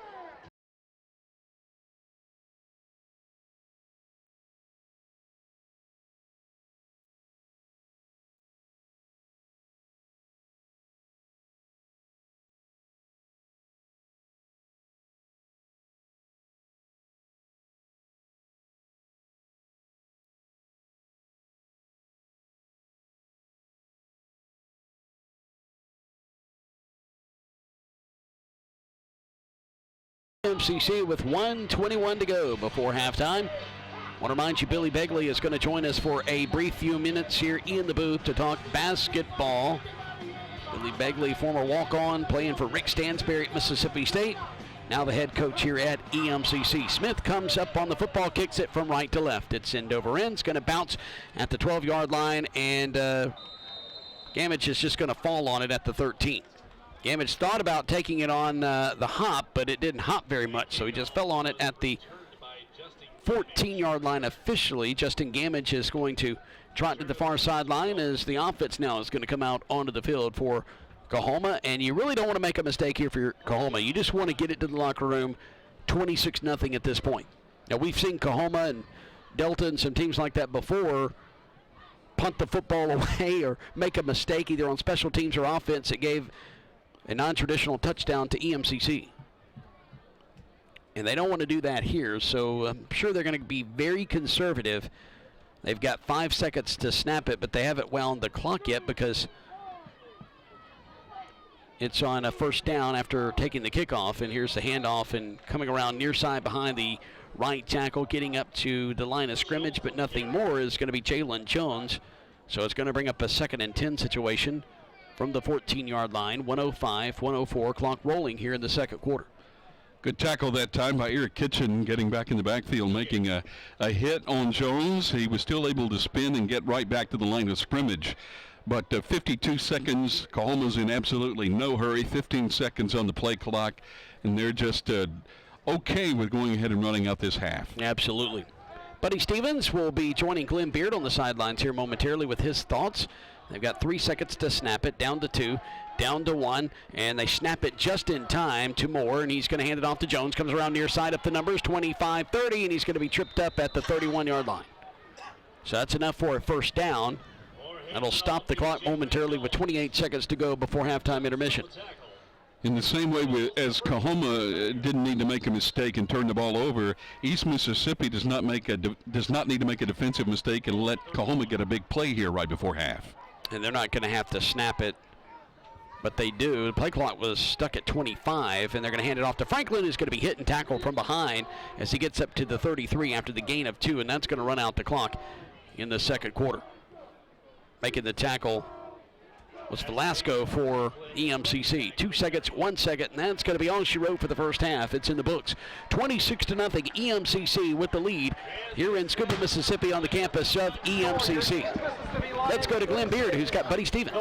Thanks, Jason. Here with head football coach Buddy Stevens. Coach Stevens, your team has showed us ability to in a number of different ways. We're playing bad. I mean, we're on defense. We're not attacking the offensive line. We're not attacking the play. Offensively, I mean, they're working harder up front than we are right now. We got to do a better job of executing, and we got to make sure that we're a little more solid. And right now we're getting beat up front on both sides of the ball initially, and now we're doing a good job to hold them. To shut them out, but we could be playing so much better, and we need to. Absolutely. All right, guys. I said football coach Buddy Stevens. I knew that's what it was on his mind. We had talked earlier, guys, but you don't really want to go there on the interview. You let him go there, and that's what I did. All right, thank you, Glenn. Appreciate it. Halftime is upon us. We're going to have SEC update coming up here momentarily. Billy Begley is going to be joining us as we're going to be talking basketball. Jonathan Holmes, quick thoughts on the first half. Well, EMCC, hard-fought first half. The Lions were able to put it in the end zone a couple times, get a punt return for a touchdown, and also get the safety and a 47-yard field goal. So lots of things working for EMCC. Coach Stevens not happy with the offense. They'll have to turn that around here at halftime.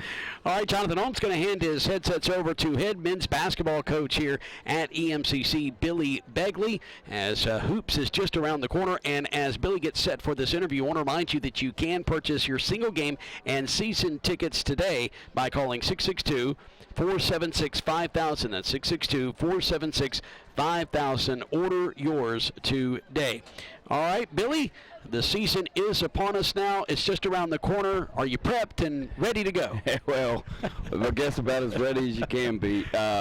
We go play Saturday in Atlanta. We got 2 games there against 2 Alabama schools that are really, really good. One of them that went to Hutch last year, won the league. We played 2 weeks ago in Dallas, played the defending national champions, who will probably be, the #1 team in the country coming out this year, and we played them pretty well, and we played them our 3rd game in 4 hours, so yeah.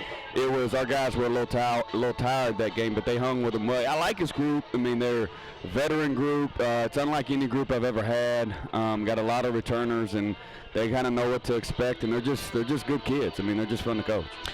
In looking at your team in practice and some of these scrimmages and games that you're playing preseason, what do you think is going to be the strength of your team in this upcoming season? I think the skill. We got a lot of guys who can shoot it, who can dribble it, and who can play off the dribble, play multiple positions. I feel like I got numerous guys who can lead the break, who can handle the ball, and who can make the right decisions. They don't always make the right decisions on the court. We have our turnovers here and there, but I feel comfortable with guys, just being able to play and not having to call a lot of sets, allowing them to play. They're starting to understand how to play instead of just, learning plays. That's the biggest thing, How do you think MAC-JC is going to shake out this year? I mean, it's been a tough league. It gets better and better every year. I think this year is about as good as it's ever been. Kind of like they're saying the SEC is going to. Yeah, there's 2 SEC transfers in this league. There's a couple other Division I transfers, in this league. This league gets better and better. Ever since they opened the state up about 5-6 years ago, it's really changed the dynamic of the league.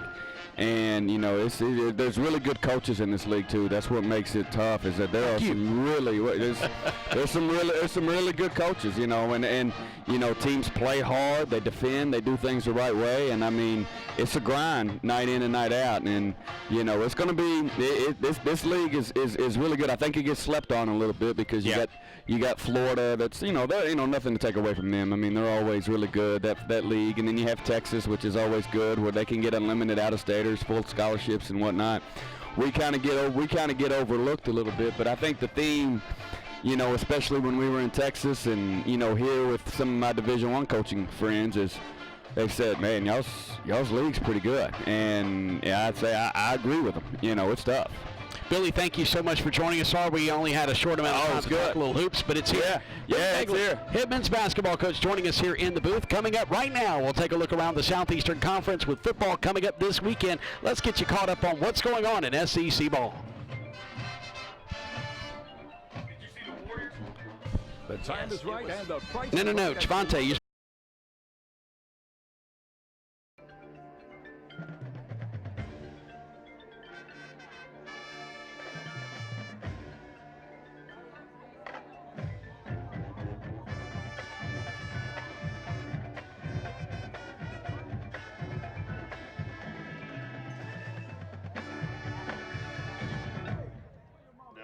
into a higher gear while the band performs Edgar Winter's Free Ride and Tom Cochran's Life is a Highway.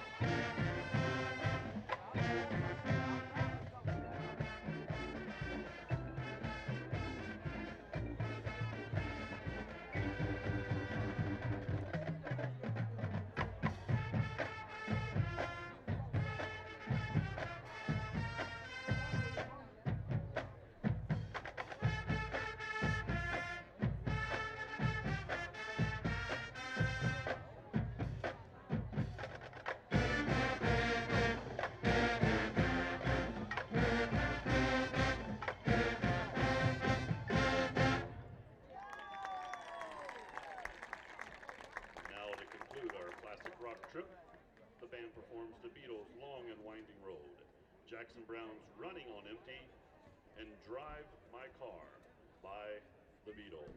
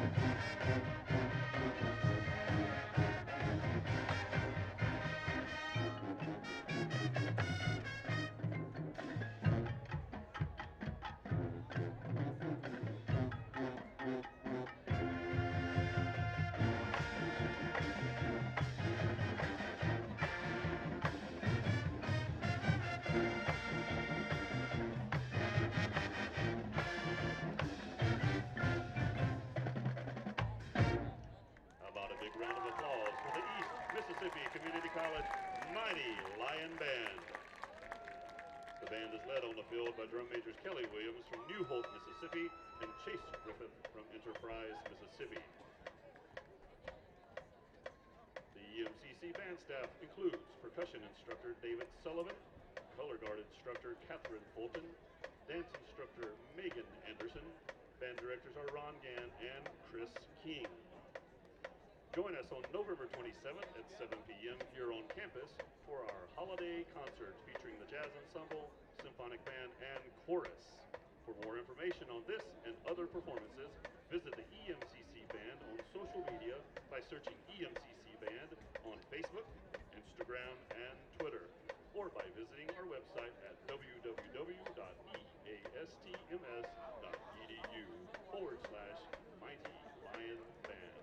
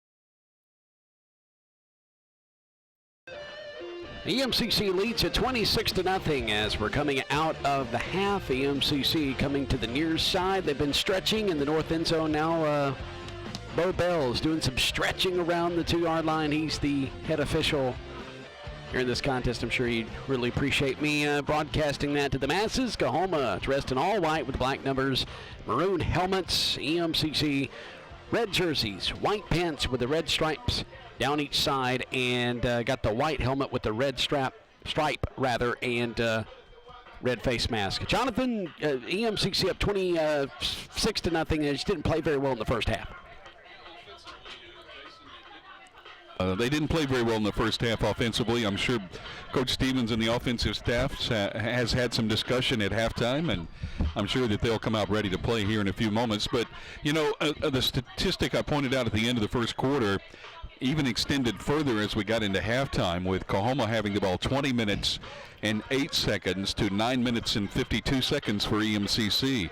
So the Lions have had to do a lot of stuff. They've scored on a punt return. They've got a safety, also a 47-yard field goal. So some non-traditional scoring for the Lions as they lead now 26-0, and we're ready to start the second half of play. And it's all part of the game. So if you have your offense that's struggling any particular night, then you have other ways to score the football, and that's why EMCC is up 26-0. They have scored 7 points offensively.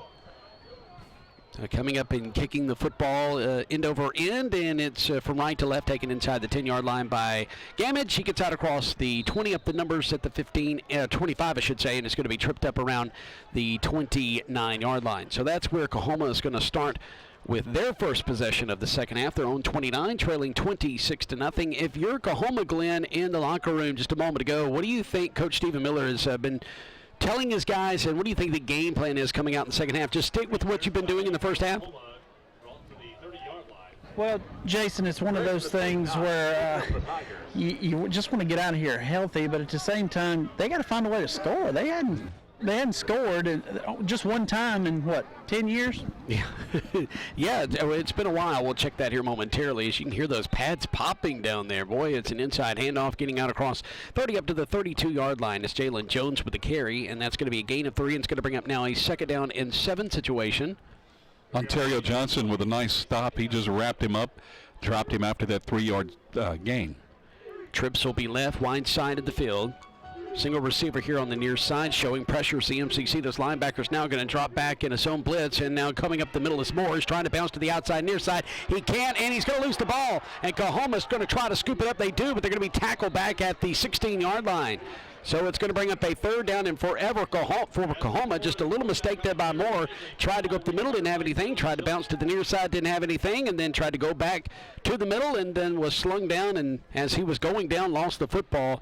And they're going to place the football closer to the 17-yard line. So it's going to be a 3rd down and a long situation for the Tigers. 13:54 to go here in the 3rd quarter of play. Brings up 3rd down. Moore in the shotgun. He's going to take the snap back to pass. Now going to keep it himself up the middle. Comes out across the 20, 25, and drugged down from behind up at around the 28-yard line. So it's going to get a lot of those yards lost back. It was a 3rd and 22 situation, so it's going to bring up now a 4th down and 11. Survey did a good job running him down from behind. He's a guy that is just all over the field. He was in on the last tackle, too. He's coming to the sidelines now as the punt return team heads out. So an 11-yard run, and it's going to bring up a 4th and 11 situation. DJ Clayton will stand just shy of his own 45. He's going to back up to the 43 now. He'll be standing on the near hash. That's going to bring out the kicker turned punter for this game, Chaston Lamb. And he's going to get his foot into it, and it's going to bounce inside the numbers.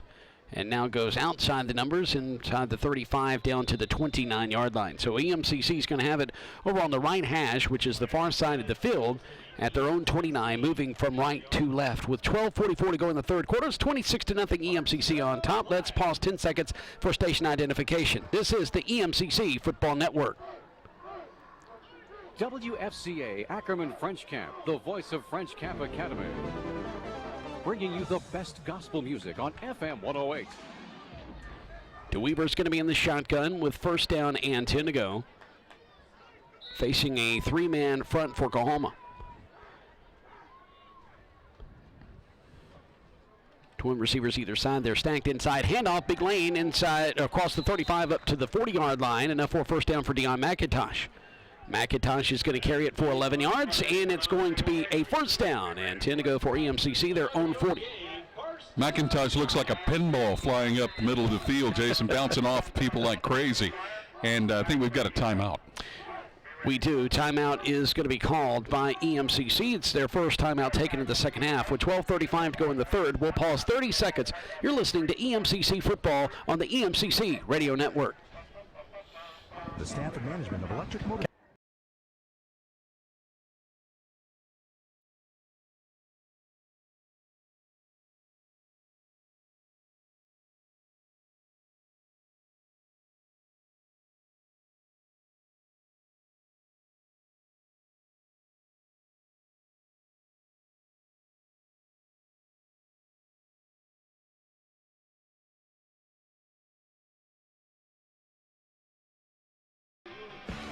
Correction, no timeout charged to EMCC. It was an injury timeout. It's first down, 10 to go from their own 40.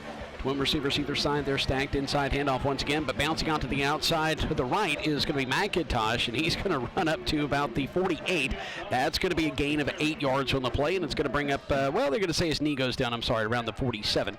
So that's going to be 7 yards. Bring up now second down and 3. Tony Bowman is going to make the tackle for the Tigers. Ball still going to be placed on the right hash.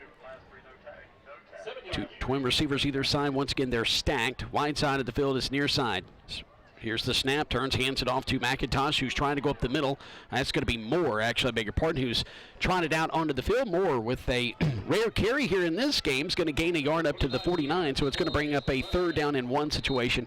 And we have another injury timeout as we have an injured Tiger around the 49-yard line, and the injured Tiger is going to be Kyle Jones, a freshman defensive lineman from Starkville, 6'4", 285. One thing that Coach Miller's done a really good job of doing is going around the state and recruiting well. I mean, everybody says, well, you got to get your own kids in your own backyard at a place like Coahoma right now when you're a struggling football program trying to build. But Coach Miller's done a good job of going out and getting some of these some good athletes, maybe some overlooked athletes, and he's got a couple on the roster from Starkville.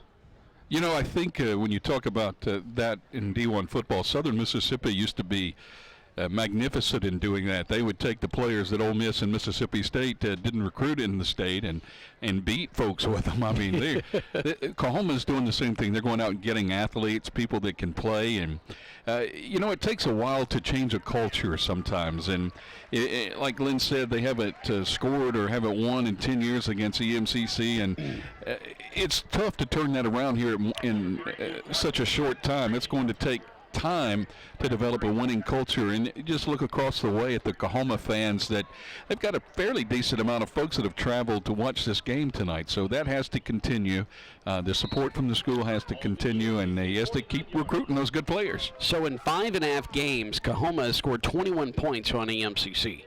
Twin receivers, they're not stacked. They're going to be either side of the line of scrimmage. Here's the snap, and it's an inside handoff, and bouncing free somehow inside the 45, inside the 40, and getting down to the 40-yard line is going to be McIntosh. McIntosh back into the game, is going to carry it for a first down and showing some tough running like he did in South Bend a year ago. If there's any kids that are watching this and want to know how to run the football, McIntosh is the way to do it. He doesn't stop moving those legs. He doesn't stop going forward. The snap from the shotgun at the Coahoma 40. Pocket collapses. Stepping up is DeWeaver's going to roll to the outside. Pump fake. He's going to get inside the 40, and he's going to be down around the 37-yard line. So that will be a gain of 3 on the play for Messiah DeWeaver, the Michigan State transfer. 11 minutes to go here in the third quarter. EMCC up 26-0. DeWeaver feeling pressure from the backside. Jason just steps up, sees that everybody's covered, decides to take off, and then he just steps around a tackler at the line of scrimmage and picks up 4. Twin receivers either side of the formation. Here's the snap inside handoff to McIntosh. They plug the hole up. Somebody stayed in their gap, and he gets down to the 35-yard line. So it's going to be a gain of 1 on the play. So it'll bring up now a second down and third medium. Jamon O'Neal will make the tackle for Coahoma. Kyle Jones also there. He grabbed him around his feet, so he was not going anywhere. If you want to tackle a back that's constantly moving forward, you go around those feet, pull them together, and you're going to get him down. Same formation as last, 3rd and 5. DeWeaver in the shotgun, takes the snap at the belly. He's got some pressure from up the middle. He's going to throw it to Drummond near side, and just can't connect with him at the 10-yard line. Drummond was kind of turned around, looking behind him, and then the ball goes sailing out of bounds. So it's going to bring up now a 4th down and 5 situation from the 35 of the Tigers. DeWeaver tried to get that ball in between the cornerback and the safety. The safety was a little late rotating over, and so for just a moment, Drummond was wide open. DeWeaver on the far side of the field tried to turn and throw it back to the near side and just overshot his man. Lions with trips near side, going to go for it on 4th down. Now we have a whistle and a timeout called by Coahoma. So Coach Miller wants to talk about it with his defense. 10:06 to go in the 3rd quarter. EMCC up 26-0 here in Scuba. We'll be back in a moment. You're listening to the EMCC Radio Network. God is in the business.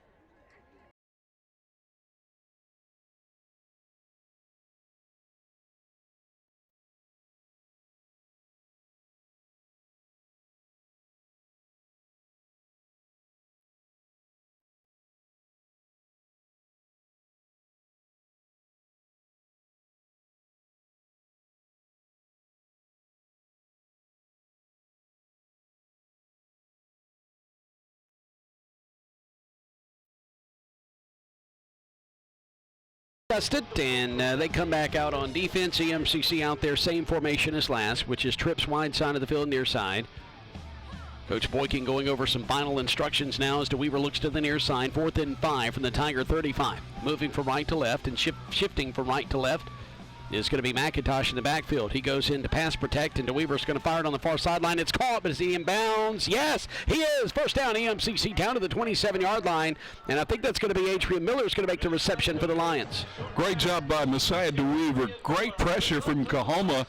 They were all over DeWeaver. He just happened to see the receiver break free. Made a beautiful throw to the sideline. Snap for the 27 of the Tigers. They're going to leave it on the ground. McIntosh run around near side. He's got a hole inside the 20. He's going to walk into the end zone. 10-5. Touchdown, EMCC, Deion McIntosh. And he's got his 14th touchdown on the ground this season.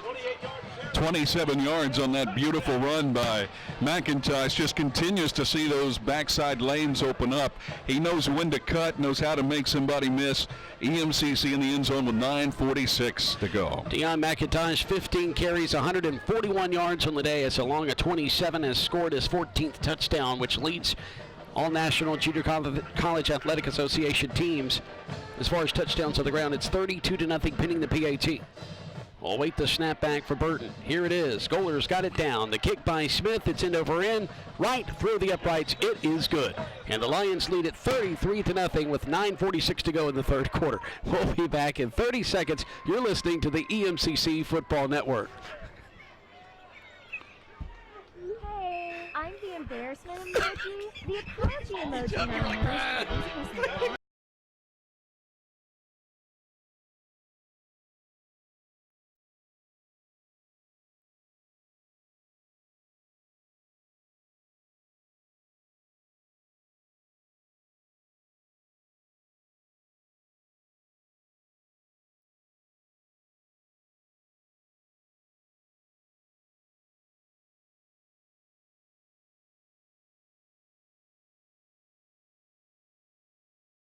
Here in Scuba, Mississippi, it's EMCC football, and the Lions are rolling 33-0, and they're 5 points away from the running clock, which is known as the Buddy Rule in MAC-JC play. And so coming up on the football and kicking it from right to left is Josh Smith. Feel like I'm at a New Orleans Saints game with that music in the background, taking inside the 5 and coming out across 10, 15, and just diving down, just giving himself up at the 21-yard line is Gamage. So Gamage returns it from inside the 5-yard line up to the 21.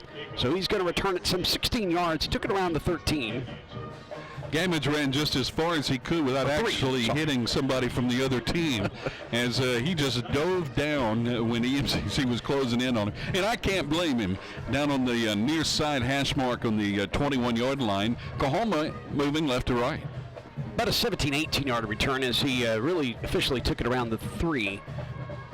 So Coahoma's going to have the ball placed here on the near hash. Their own 21, the snap to Moore. He's going to fire it on the left side. As a man caught, and he gets out around the 25-yard line before his legs are wrapped up, and he is tackled, making the reception as Stephon Harmon, a sophomore from Kosciuszko, Mississippi, 6'3", 195.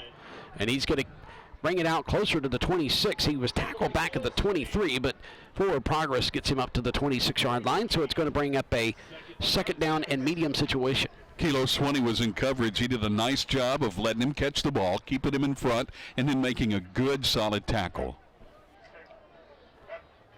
Everybody's going to be bunched up around the line of scrimmage, offensively and defensively, as Moore's going to take the snap. He's going to roll near side. He's going to drop back like he's going to pass, and he's going to be hit and dropped inside the 20 down to the 19-yard line. And once again, this defense is feasting. And coming up with the big tackle, Sean Polino Bell is going to hit him in the backfield and drop him. The Michigan State transfer gets up and celebrates with 8:50 to go. Counting clock here in the third quarter. It's 33-0 EMCC. Franklin took that handoff from Jones, and it looked like he was slowing up to throw backside, but there was nobody there, so apparently somebody forgot to go out for a pass. So it's third down and 12 now after the 2-yard loss. Back to the 19. Moore in the shotgun. Moore takes the snap. Moore's going to go around the left. That's going to be Jalen Jones. Jones has got a wide open field in front of him across the 30. He's got the first down and more as he gets up around the 37-yard line.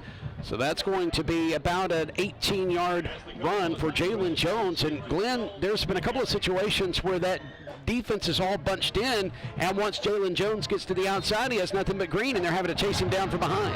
Yeah, they're doing a good job of getting the edge out of that offensive set. They bring in 2 extra linemen, and it's that 3 tight, what I call 3 tight nasty, with those extra linemen. It's an overload to one side. 3 tight nasty, love it. Direct snap to Jones. He goes straight up the middle, and he's going to get out across the 38 up to the 39-yard line. Gain of 2, so that's going to bring up a second down and 8 situation. Yeah, and you basically have 3 tight ends, then you bring in 2 other offensive linemen instead of wide receivers, and you stack them behind, and it's just nasty. It's a lot of humanity coming at you, and you can seal off that edge out there, and that's what they're doing, and they're just playing keep away, and they're keeping East Mississippi's offense on the sideline. Second down and 8. Here's the snap to Jones, goes around left side, tries to cut upfield as he cuts right, and he's going to get up to the 40-yard line. He's going to gain 1 on the play, so it's going to bring up now a third down and 7 situation. 3rd and 7 for Coahoma, moving left to right, trailing 33-0. Great job by EMCC's defensive front on those last couple plays. Jason standing up Jones and stopping him at the line of scrimmage. Now we'll see if he'll try to make that edge again like he did on the last third down. Jones with the shotgun. Once again, everybody bunched up. What's it Glenn called it? 3 tight and nasty. Here's the snap, and that's a false start on. They were going to do a little razzle-dazzle there on some reverse action, but it's going to be a false start. A little bit of early movement on the right side of the line. So it's going to back them up 5 yards. And so it's going to bring up now a third down and 12 situation with 6:45 to go in the third quarter. Mass substitutions on both sides of the ball. EMCC with 3 guys coming to the near side, taking 3 guys out onto the field. Ball is placed down at the 35, closer to the far hash. Jones in the shotgun. Is going to switch some folks around. Going to bring a tight end at wide out here in the slot receiver position on the near side, and that's Kennedy. Here's the snap. Jones looking left, and he's going to be hit, and he gets away from that pressure. Can't get away from the second guy. Dropped at the 32-yard line. And coming up with the big hit, Cy Martin Jr. The LSU transfer is going to tackle him, and it's going to bring up a 4th down and long. And with 6:13 to go in the third quarter, it's 33-0. EMCC's about to get it back. I don't think he's inviting him out to dinner out there. They're face-to-face talking, and the officials get in there and separate them. But Lions doing a nice job there on that drive. They'll get the ball back here with a little less than 6 minutes to go in the third. Tozer standing at the 35-yard line for Clayton. Once again, Lamb is going to be out there to kick this one away. Chaston Lamb will stand on the far hash inside the 20. 5:40 to go here in this third quarter. High snap, pulls it down with his right hand, tries to rugby kick it, and it's terrible. And it's going to be taken around the 25 and pulled down inside the 20 down to the 15. And I think that is going to be Caleb Gentry on the return. It is Gentry. The ball was partially blocked. The punter had the ball go over his head. He picked it up and tried to just kick it out of there. It was low. EMCC had a guy block it, hit his hand, and right into Gentry's waiting arms. Adrian Miller, by the way. And that's a negative punt there as he caught the ball behind the line of scrimmage. His second punt block in 2 games. I thought that was the 5th game in a row. Well, it is the 5th game in a row as far as a block punt, but Adrian Miller's second block in 2 games. He got one last week. We credited Boykin, but it actually went to Miller. Snap from inside the 15, and it's a new quarterback in there running around the right side. The Taekwon Ulmer is going to get inside the 10-yard line, and I think they're going to officially say went out at the 8-yard line. So keep the clock winding. 5:16 to go in the third quarter. Boy, special teams has just been so big for Buddy Stevens here in the meat of the schedule. Ulmer brings a tremendous amount of quickness and shiftiness at the quarterback position, a little bit smaller than Messiah DeWeaver. But faster, and he scored 2 touchdowns with his legs last week. The snap from the 8 on second down, and then getting inside the 5 and up for a first down. It's a first down and goal situation. Is the tailback. And that is going to be McIntosh. McIntosh is out there with Taekwon Ulmer. He's going to be flanked to the right. Twin receiver short side of the field to the right. Twins wide side of the field near side. They're going to flank McIntosh now off the right hip of Ulmer. Lifts his right leg. Play action. He's going to roll around to the right side, and he's going to try to get to that pylon. Does he get there? They haven't signaled yet, and he's going to be just shy around the 1-yard line. Yeah, he almost got there. A very similar offensive set than we have been seeing from Coahoma, with Ulmer just trying to get to the corner. He was able to do that. There was no contain on that far side of the defense, and they were able just to get enough of him to nudge him out of bounds. Just inside the 1. Thank you, Glenn. Second down and goal, and going straight up the middle and getting into the end zone is McIntosh for the second touchdown of the game for him. It's 15 on the year. For the sophomore out of Pompano Beach, Florida, it's the Notre Dame transfer, and EMCC is up 39-0, pinning the PAT. Clock is stopped with 4:23 to go, and it should wind, and here it is. And the clock begins to roll here in the latter half of this third period of play. So EMCC is trying to tack on the 40th point of the night. We'll wait the snap back by Burton. Here it is, and it was a low snap and picked up nicely by Kohler, and the kick by Smith is through the uprights and good. And it's 40-0, EMCC. 3:58 to go in the third. We'll be back in 30 seconds with the kick to the Tigers. You're listening to the EMCC Radio Network.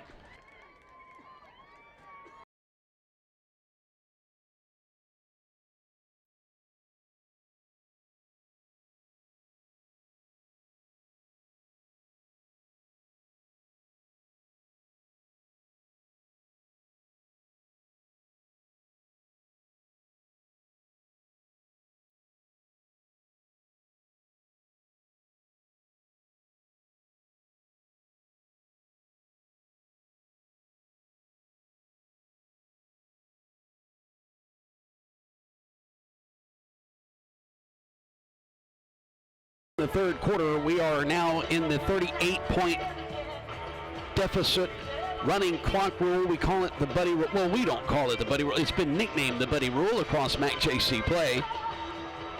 And so we're less than 3 minutes away from ending the third period and heading to the fourth period of play. Basketball season, Jonathan, just around the corner, not only for EMCC, but also all intercollegiate athletics.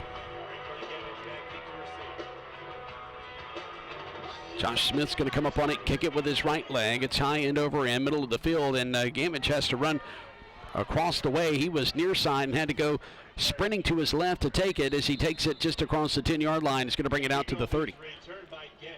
Pretty good return by Gamage on the far side of the field. He ran into a couple of EMCC players, but he was trying to get that one block on that corner, and had he gotten that one, he might still be running. Well, he was inside the numbers, or outside the numbers, I should say, here on the near side, and had to run to his left and sprint to his left to get to that football, and so he took it on the run and took it around the left side. So from left to right, Coahoma is going to take the football trailing 40-0 to EMCC. Under 2 minutes to play here in the third period of play. Snap, inside handoff, and getting out around the 33-yard line is the ball carrier for Coahoma, which is going to be a 3-yard gain. Jones on the carry.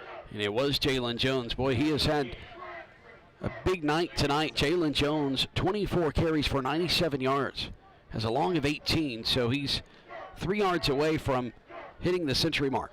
Twin receivers here on the near side, a single receiver on the left side of the formation. Here's the snap. Moore's back to pass. He's flushed out of the pocket, rolls to the near side, trying to square to throw the football. He's just going to run out of bounds, and he's going to lose about a yard on the play, so you're going to spot him out of bounds around the 29-yard line. So that's going to bring up now a third down. Oh, he's going to lose more than that. I beg your pardon. He's going to lose about 5 yards back to the 29-yard line. I was looking at the original line of scrimmage at the 30. Good job downfield by the EMCC defensive backfield. They had everybody covered up. Quarterback didn't have anything that he could do except for try to sprint or throw that ball away. So it's third down and 11 with 40 seconds to go in the third quarter. There's 7 seconds to snap it. Moore with the snap. He's back to pass. Looking left. He's bottled up. He's sacked inside the 20-yard line. Back to the 18. And there's a whole host of red jerseys around him. His forward progress was stopped at the 20. He's going to lose 9 yards on the play. And they're going to have to kick this one away. And EMCC is going to get excellent field position. Once again, Everett Cunningham is credited with the lead tackle there on that sack. Everybody went except for 3 defensive backs who had the 3 wide receivers covered up down the field. Good job by EMCC. Great play call from the sidelines. So that's going to wind down the clock in the third quarter. They're not going to snap it again. They're going to be punting away to start the fourth quarter as EMCC leads it 40-0. There will be a running clock in the fourth quarter as well, at least until EMCC is or Coahoma gets it under 38 points. We'll be back to New Sullivan Wyndham Field. Guess we can't call it new anymore. I've been used to saying that. It's been open since 2011. EMCC has an astounding 41-1 record here. We'll be back in 30 seconds. You're listening to the EMCC Radio Network.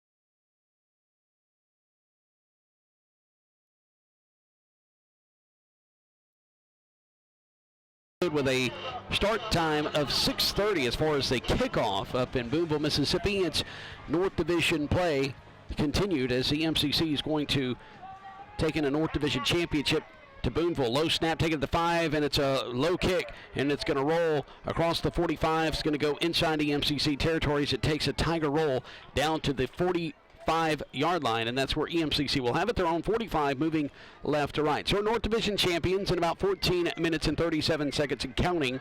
And it will be the 9th North Division championship in 11 years for Buddy Stevens. That's quite an outstanding number. And just the consistency that he's had here since coming to EMCC, thinking all the way back to his very first year. He's put competitive teams on the field. He's recruited, and he's got some big-time players that have played in this program. Twin receivers either side of the formation. Taekwon Ulmer in there, quarterback. And now we've got a whistle and a stoppage of play, and it looks as if it's a substitution infraction. Illegal substitution on the defense. 5 yards penalty. And it's illegal substitution on Coahoma, so it will be a 5-yard penalty. It will be a 1st and 5. So place the football in Coahoma territory at midfield for Taekwon Ulmer in this offense.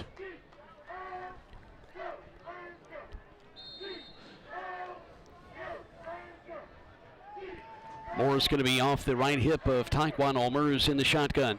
13:44 to go in this game. And now we've got... There were players for Coahoma just running on and off the field like crazy when the ball was snapped. Illegal substitution on the defense. Illegal substitution Coahoma, they've just given them 10 yards and 2 penalties, and EMCC gets a first down as they're going to have the ball at the 45 now of Coahoma. Moving from left to right, ball's going to be placed on the left hash. 13-16 to go here in the fourth quarter. 40-0, EMCC on top. Twin receivers either side. Wide side of the field is near side. Ulmer lifts his right leg and fakes the give to Moore. He's going to bounce it to the outside near side, get some blocks. He's going to get inside the 30, inside the 25, and he's going to be down as he's wrestled inside the 20 from behind at about the 18-yard line. And there was some great blocking, Glenn Beard, here on the near side at the wide receiver position. Absolutely, Jason, and that great blocking was done by Jason Brownlee, the 6'3", 185-pound freshman. He did an outstanding job of stop blocking his cornerback out there. First down, 10 to go from the 18 of Coahoma. Ulmer calls for the football from the shotgun and takes it. Great protection, fires it near side, and it is caught by DJ Clayton down at the 16-yard line. So that's a short gain of 2 through the air. Second down and 8 coming up. Yeah, nice pass from Ulmer, just giving him a little bit of confidence on that completion. And, you know, it's been all his legs here since he's been into the game, so I think it's important to give him some throws and give him some confidence. A couple of substitutions on the offensive line now happening for EMCC. Coming out of the ball game for the Lions is Connor Reinecke. Checking in is William Barnett, 6'4", 310, a freshman from down the road in Meridian, Mississippi. Twin receivers either side. Wide side of the field this time's on the left side. Spot of the football, the 16. Second down and 8. Now we have a timeout called. No, a delay of game. I thought it was going to be a timeout as well. So it's a delay of game by EMCC. Yeah, the Lions, when they sent the substitution in on the offensive line, Jason, they were swapping guys all over the place on the inside of that offensive line. So it took a little bit more time than what they would have liked to have happened, and I'm almost thinking that they got the timeout prior to that penalty. I think they did. They were about to have the delay of game. They haven't penalized them yet. I'm not really certain. Yeah, it was a timeout called by EMCC, so we were correct to begin with. But the way I saw the, yeah, thank you, Bo. So we saw the coaches starting to walk out as they were blowing the whistle, so we said, hey, they're calling a timeout. So second down and 8. They have 13 on the board, but it should be second down and 8. Spot of the football, the 16 of Coahoma for EMCC. Low snap taken to the knees and fumbled, but then picked up and thrown to the end zone. Caught! DJ Clayton, he lays out and catches it over his shoulder with 2 hands. What a pass by Ulmer over the middle after he fumbled it on the snap. Ulmer now has completed every pass he has thrown as an EMCC Lion. That's just absolutely astounding. And DJ Clayton gets into the end zone. DJ Clayton stretching the lead to 46-0. Clayton now with his first touchdown reception of the season. He had a touchdown earlier on a 45-yard punt return for TD, so he has 2 total on the night. Josh Smith trying to make this a 47-0 game. The kick is up through the uprights. It's good. It's 47-0 here in Scuba with 10:15 to go in this game. Back in 30 with the kickoff to the Tigers. You're listening to the EMCC Radio Network.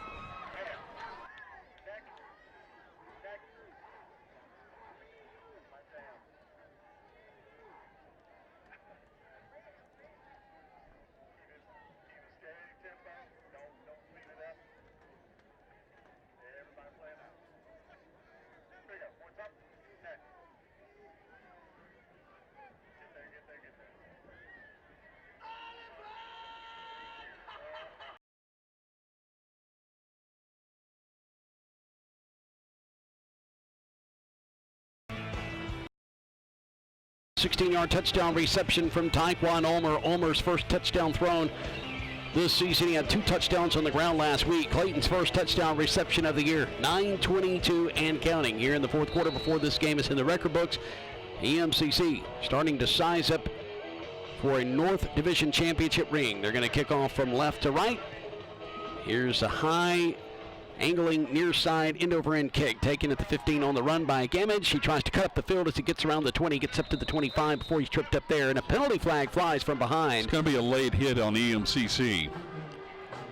Well, what you want to do over the final 8 minutes and 53 seconds is be as clean as you can be, and that's not being clean. Yeah, it was awfully close to being a late hit. I'm not sure that had this been a tight game that one had probably been called, but he did go in late and not much contact, but enough to cause the penalty flag.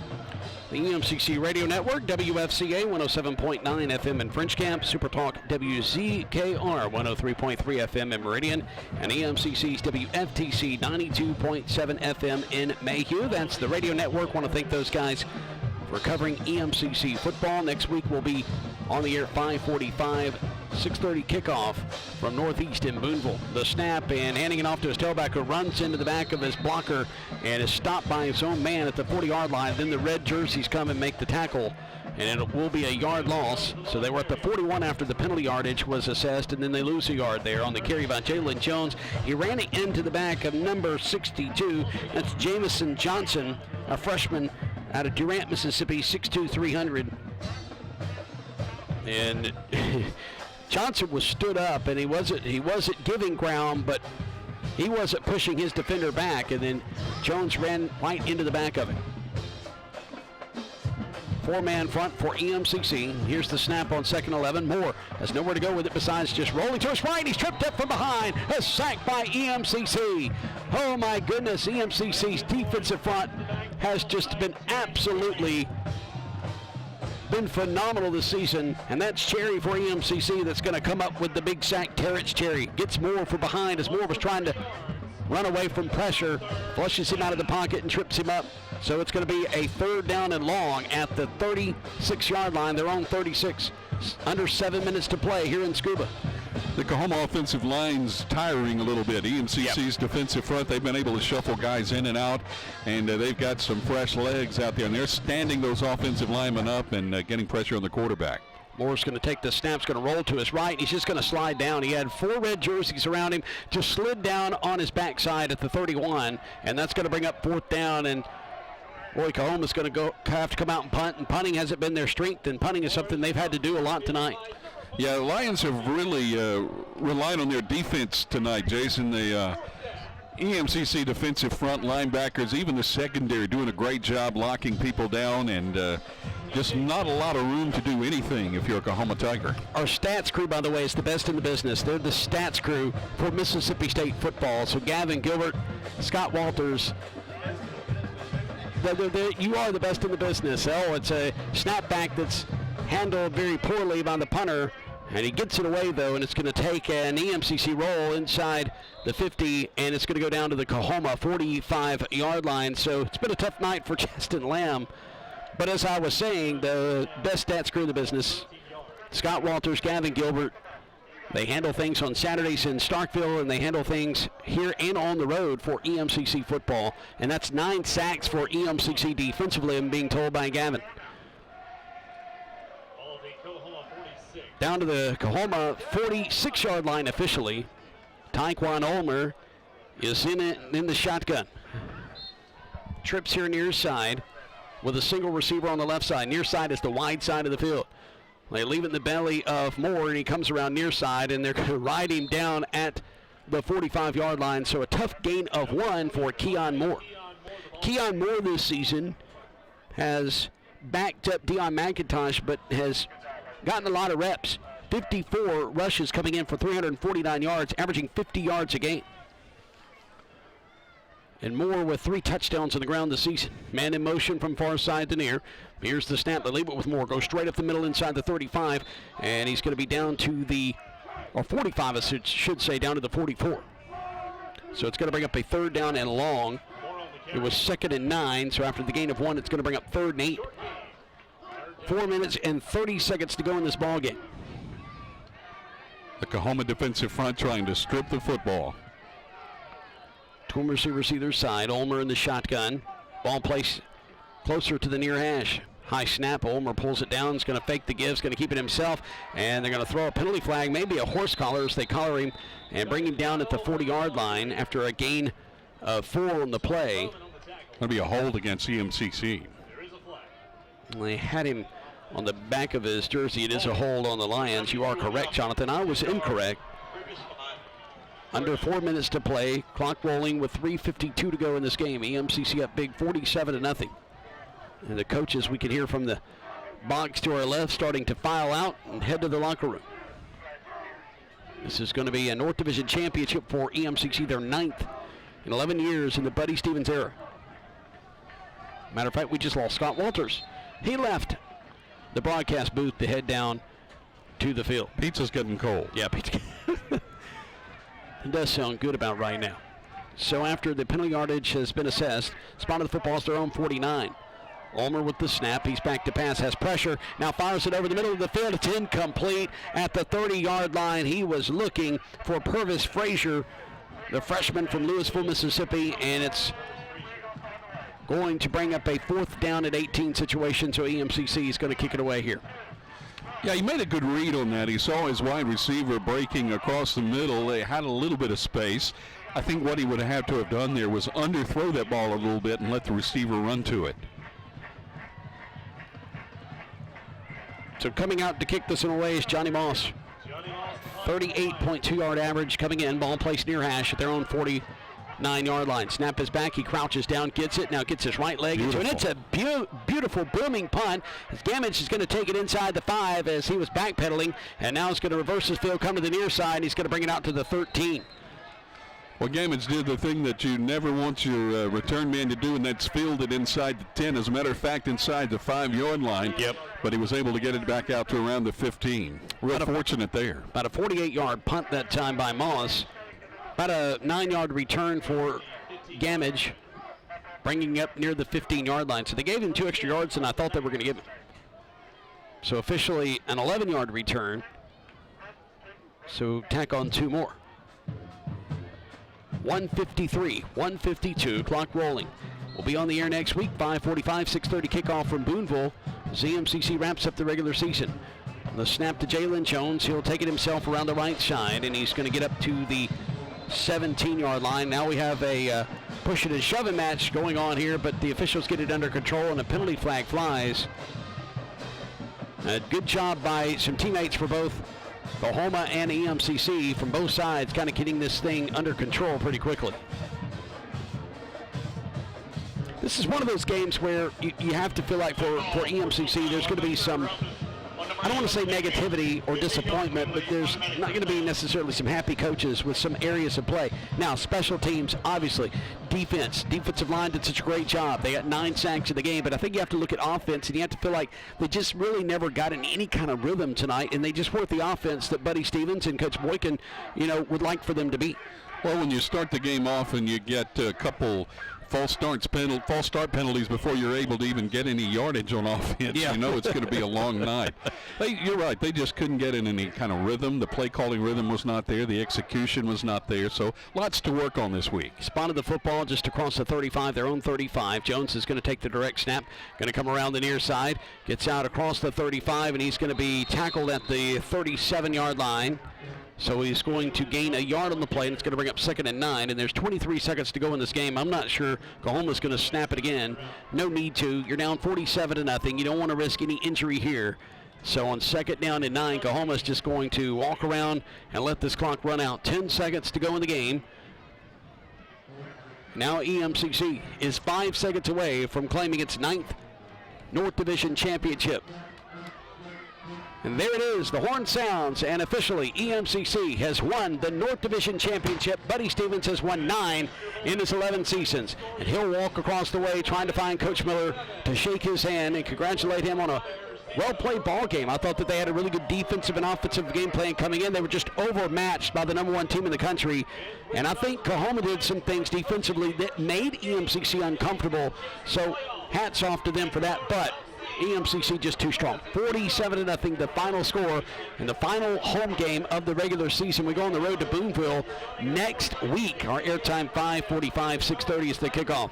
We'll be back in 2 minutes, and we'll have a short scoring summary for you. We'll also take a look at some of the stats, and we'll have Buddy Stevens live on the field with sideline reporter Glenn Beard. That's all coming up on the EMCC postgame show. This is the Lions Radio Network.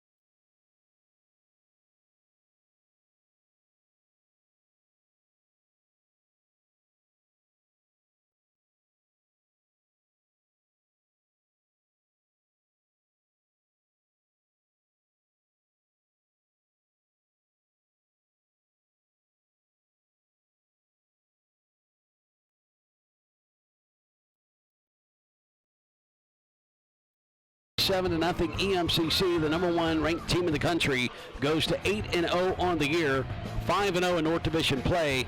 Coahoma drops to 0-8 on the season. EMCC with their 9th North Division championship secured tonight. Buddy Stevens talking with his team between the 35 and 45 yard line just across the way from us. EMCC got on the board with a Caleb Reddick's 3-yard touchdown reception from Messiah to Weaver. That made it 7-0 after the PAT. Then it was DJ Clayton with a 45-yard punt return for a touchdown in the second quarter with 11:38 to go before halftime, making it 14-0. It was just 7 points scored in that first quarter. 8:46 to go. It was a team safety by Coahoma. They just took it in that south end zone as the punter took the snap. It was Cheston Lamb who just took a step backwards into the back, out of the back of the end zone for the safety, and it would be 16-0 at that point, EMCC. Josh Smith with 7:12 to go before halftime would add a 47-yard field goal, capping a 6-play, 15-yard drive, taking a minute and 34 off the clock. That made it 19-0. So with 1:21 to go before halftime, Messiah DeWeaver had a 29-yard run, capping off a 7-play, 80-yard drive with 1:06 taken off the clock, making it 26-0. In the third quarter, it was 33-0 after Deion McIntosh got in for the 13th time this season, making it 33-0. I think we've got Glenn Beard down on the field. Glenn. Hey guys, Coach Buddy Stevens had to go on into the locker room. 47-0 your final, another North State victory for his Lions. They're going to get focused again. Wasn't proud of the offensive output tonight, I can tell you that. Defensively, another outstanding performance by the defense of East Mississippi. I'm not sure what the final statistics were, but I can tell you they were stellar down here tonight here in Scuba. All right, thank you, Glenn. We'll go back to the scoring summary now. After the Deion McIntosh 27-yard run, that was actually the 14th time he had gotten into the end zone, capping a 9-play, 71-yard drive, taking 2 minutes and 58 seconds off the clock. That made it 33-0. Then McIntosh got in for the 15th time this season, making it 40-0 with 4:23 to go in the third quarter. It was a 1-yard run. Josh Smith with the PAT, capping a 4-play, 15-yard drive, just a minute and 7 ticks off the clock. And then with 10:53 to go in the fourth quarter, DJ Clayton with a 16-yard touchdown pass reception from Taekwon Ulmer. Clayton laying out in the north end zone, or south end zone, I should say, capping a 3-play, 55-yard drive with 3:50 taken off the clock, making it 47-0 after the PAT. Jonathan, your thoughts on this game before you head to the statistics?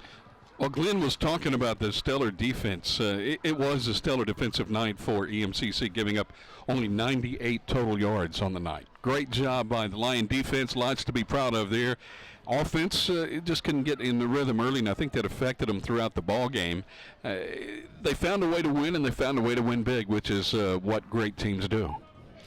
All right, Jonathan, you got some of the statistics you'd like to share with us? Yeah, team-wise, 47 rushes for 75 yards for Coahoma, 23 yards passing on 7 of 6, so they were good statistically on completing 6 of 7 rather for 23 yards. Total offensive plays for Coahoma, 53 for 98 yards. For EMCC, 19 first downs, 220 yards on the ground and 94 through the air for a total of 314 yards, and had 2 punt returns for 63 yards, EMCC did, so a great job there.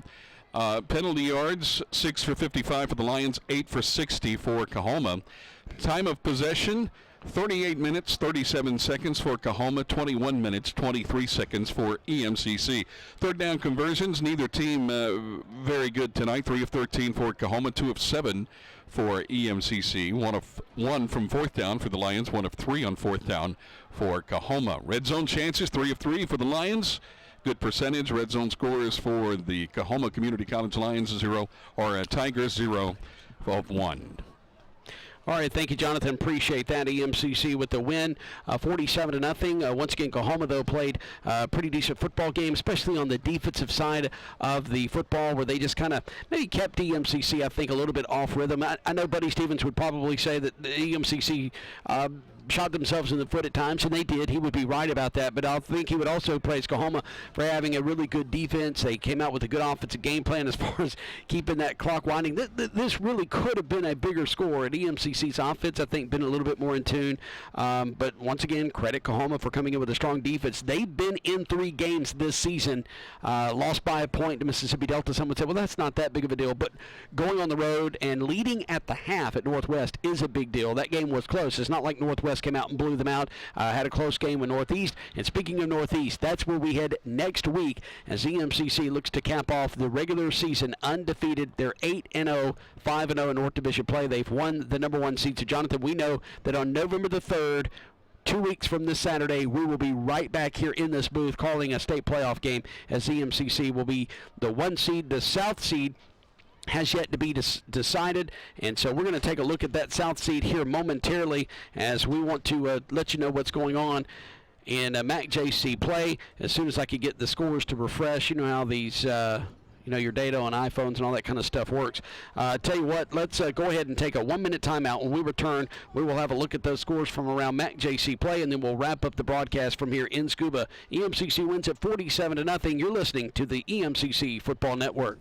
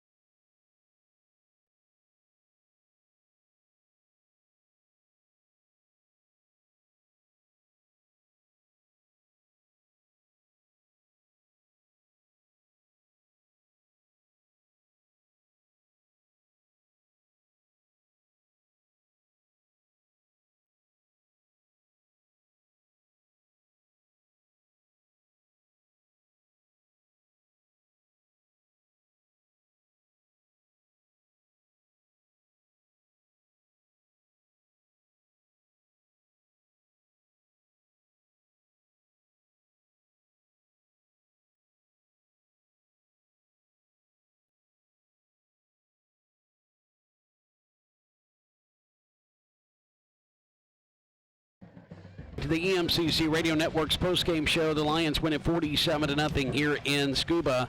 Let's take a look at scores from around MACJC play. Itawamba wins it tonight over Southwest 41-0 in Fulton. 31-7 the final score. Northwest defeats Northeast in Senatobia. And East Central in the fourth quarter is leading Hines by 10 in Raymond, 17-7. That big game I was talking about actually is on Saturday. That escaped my memory. I talked about it in the pregame. That decides who's number 1 in the South, the number 1 and 2. Copiah Lincoln will be at Jones in Ellisville. That game will kick off at 2 p.m. on Saturday. Other Saturday games, Holmes will be taking on Mississippi Delta for homecoming down in Goodman, Mississippi. And also, you've got Mississippi Gulf Coast on Saturday at Pearl River. That game will kick off at 2 p.m. So 3 games taking place on Saturday. One is a big one that will decide the South Division, who's number 1 and who's number 2. There are 5 teams from MACJC play in the National Junior College Athletic Association standings this past week. Of course, EMCC number 1, Northwest checked in at number 5. They held on to win, so they'll probably stay in 5th place next week. Jones at number 7. You got Colin coming in at 15th, so a top 15 battle in Ellisville on Saturday, and Mississippi Gulf Coast rounding out the MACJC teams in the top 20. They come in at number 19. Final score from Scuba, 47-0. EMCC wins the North Division. They will be the 1 seed in 2 weeks when the MACJC playoffs begin.